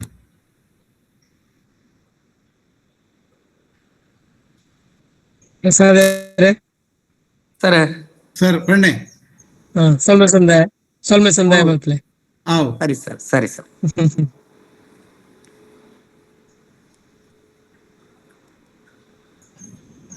ಅರುಣಾಬ್ಜ ಕವಿನ ಮಹಾಭಾರತ ಪನ್ಪುನಂಚಿತ್ತಿನ ಇಸಯದ ಬಗೆಟ್ ಬಾರಿ ಕೊರ್ಲುಡು ಎಂಗ್ಲೆಗೆ ಗೇನದ ಪೊಲಬುನು ಕೊರ್ನಂಚಿತ್ತಿನ ಡಾಕ್ಟರ್ ಕಬ್ಬಿನಾಳೆ ವಸಂತ ಭಾರದ್ವಾಜ್ ಸರ್ಗ್ ಸಾರ ಸೊಲ್ಮೆಲೆನಿ ಸಂದೈತ ಮಲ್ತೊಂದುಲ್ಲೆ ಸೊಲ್ಮೆ ಅಕೆರಿಗಾದ್ ಮಂಗಳೂರು ವಿಶ್ವವಿದ್ಯಾನಿಲಯ ಶ್ರೀ ಧರ್ಮಸ್ಥಳ ಮಂಜುನಾಥೇಶ್ವರ ತುಳುಪೀಠದ ವತಿರ್ದು ಗೇನ ಪೊಲಬುದ ಪರಪ್ಪು ಎಗ್ಗೆ ನುತ್ತ ಎನ್ಪತ್ತ ಎನ್ಮ ಇನ್ನಿ ನಡತಂಡು ಅರುಣಾಬ್ಜ ಕವಿನ ಮಹಾಭಾರತ ಪನ್ಪುನ ಇಸಯದ ಬಗೆಟ್ ಬಾರಿ ಪೊರ್ಲುಡು ತನ್ನ ಅಧ್ಯಯನದ ಆಳನು ನಮಕ್ ತೆರಿಪಾದು ಕೊರಿಯರು ಮಾತ್ರ ತಂದೆ ಒಂಜಾತ್ ಇಸಯಲಿನ ತುಳುತ ಪದಕ್ಲೆನ್ ಗಳಸುನ ಅವೆಟ್ ಬೈದಿನಂಚಿತ್ತಿನ ಒಂಜಾತ್ ಎಡ್ಡೆಪ್ಪುದ ವಿಷಯಲೇನು ಬೊಕಾವು ಎಂಚ ಸಂಶೋಧನೆಗೆ ಸಾದಿ ಆಪುಂಡು ಪನ್ಪುನೇನು ಬಾರಿ ಪೊರ್ಲುಡು ಎಂಗ್ಲೆಗ್ ಗೇನಗ ಮುಟ್ಟು ಲಕ್ಕ ತೆರಿಪಾದು ಕೊರ್ನಂಚಿತ್ತಿನ ಮೋಕೆದ ಡಾಕ್ಟರ್ ಕಬ್ಬಿನಾಳೆ ವಸಂತ ಭಾರದ್ವಾಜ್ ಸರ್ಗ್ ಸಾರ ಸೊಲ್ಮೆಲಿನ ಸಂದೈತ ಮಲ್ತೊಂದುಲ್ಲ ನನ್ನ ದುಂಬುಗ್ಲ ಈರೆನ ಮೋಕೆ ಆಶೀರ್ವಾದ ಸಾಕಾರ ತುಳುಪೀಠದ ಒಟ್ಟಿಗೆ ಉಪ್ಪಡ ಪನ್ಪುನ ಪಾತ್ರದ ಒಟ್ಟಿಗೆ ಸೊಲ್ಮೆಲಿನ ಸಂದೈತ ಮಲ್ತೊಂದು ಇನಿತ ಈ ಒಂಜಿ ಕಾರ್ಯಕ್ರಮನ ಎಂಕ್ಲೆಗ್ ಮಲ್ಪರ ಅನುವು ಮಲ್ತು ಕೊರ್ನಂಚಿತ್ತಿನ ಮಂಗಳೂರು ವಿಶ್ವವಿದ್ಯಾನಿಲಯದ ಕುಲಸಚಿವರೇಗ್ಲ ಈ ಪೊರ್ತುಡು ಸೊಲ್ಮೆಲಿನ ಸಂದೈತ ಮಲ್ತೊಂದುಲ್ಲ. ಅಂಚೆನೆ ಈ ಒಂಜಿ ವೆಬಿನಾರ್ ಕಾರ್ಯಕ್ರಮನ ಸುರುಮಲ್ತದಿತ್ತಿನ ವೆಬಿನಾರ್ ಕಾರ್ಯಕ್ರಮನ ಇತ್ತೆ ಬಾರಿ ಪೊರ್ಲುಡು ಒಂಜಿ ಪಳಂತುಳು ಕಾವ್ಯ ಅಂಚೆನೆ ಪಿರಾಕದ ಸಾಹಿತ್ಯದ ಬಗೆಟ್ ಈ ಬೇಲೆಲು ಆವೋಡು ಪನ್ಪುನ ಚಿತ್ತಿನ ನಿಲೆಟ್ ಪೀಠದ ಸಂಯೋಜಕರಾಯಿನ ಚಿತ್ತಿನ ಡಾಕ್ಟರ್ ಧನಂಜಯ ಕುಂಬ್ಳೆ ಸರ್ ಮಲ್ಲ ಒಂಜಿ ಕನನ ಕಟ್ಟೊಂದು ಈ ಒಂಜಿ ಲೇಸನ್ನು ದುಂಬರಿತೊಂದು ಪೋವುಂದುಲ್ಲೇರ್ ಅರೆಗ್ಲ ಈ ಪೊರ್ತುಡು ಸೊಲ್ಮೆಲಿನ ಸಂದೈತ ಮಲ್ತೊಂದುಲ್ಲ. ಅಂಚೆನೆ ಈ ಒಂಜಿ ಕಾರ್ಯಕ್ರಮನ ಬಾರಿ ಶೋಕುಡು ರೆಕಾರ್ಡ್ ಮಲ್ಪುನ ಮುಖೇನ ನಮ್ಮ ಸೋಷಲ್ ಮೀಡಿಯಾಡ್ ಪಾಡ್ಯರೆ ಅನುವು ಮಲ್ತು ಕೊರ್ಪುನ ಚಿತ್ತಿನ ಸಾಕಾರ ಕೊರ್ಪುನ ಚಿತ್ತಿನ ಶ್ರೀಮತಿ ಗೀತಾ ಜೈನ್ ಮೆರೆಗ್ಲ ಈ ಪೊರ್ತುಡು ಸೊಲ್ಮೆಲಿನ ಸಂದೈತ ಮಲ್ತೊಂದುಲ್ಲ. ಅಂಚೆನೆ ಈ ಒಂಜಿ ವೆಬಿನಾರ್ ಕಾರ್ಯಕ್ರಮಗ ಒಟ್ಟು ಸೇರ್ದಿನ ಚಿತ್ತಿನ ಮಾತ ವಿದ್ಯಾರ್ಥಿಗಳಿಗೆ, ಮಾತ ತುಳುವರಿಗೆ, ಮಾತ ವಿದ್ವಾಂಸರಿಗೆ, ಬಂಧುಲೆಗ್, ಅಧ್ಯಾಪಕರಿಗೆ ಈ ಪೊರ್ತುಡು ಸೊಲ್ಮೆಲಿನ ಸಂದೇಶ ಮಲ್ತೊಂದು ಮುಗಿತಲೆದ ಚಿಕ್ಕೆ ನಿಧಿ ಒಂದುಲ್ಲ ಸೊಲ್ಮೇಲು ಎಡ್ಡೆ ಪಾತ್ರಗ ಸರಿ ಸರ್, ಸಂತೋಷ ಆಯ್ತು, ಖುಷಿ ಆಯ್ತು. ಆಯ್ತು. ನಾವು ನಮ್ಮ ಮನೆಯಲ್ಲಿ ಕಾಫಿ ಚಾ ಕುಡಿಬೋದಲ್ವಾ? ಒಳ್ಳೆ ಉಪಯುಕ್ತ ಉಪನ್ಯಾಸ ಆಯ್ತು ಸರ್. ಒಳ್ಳೇದು. ಸರಿ, ಸರಿ. Okay okay.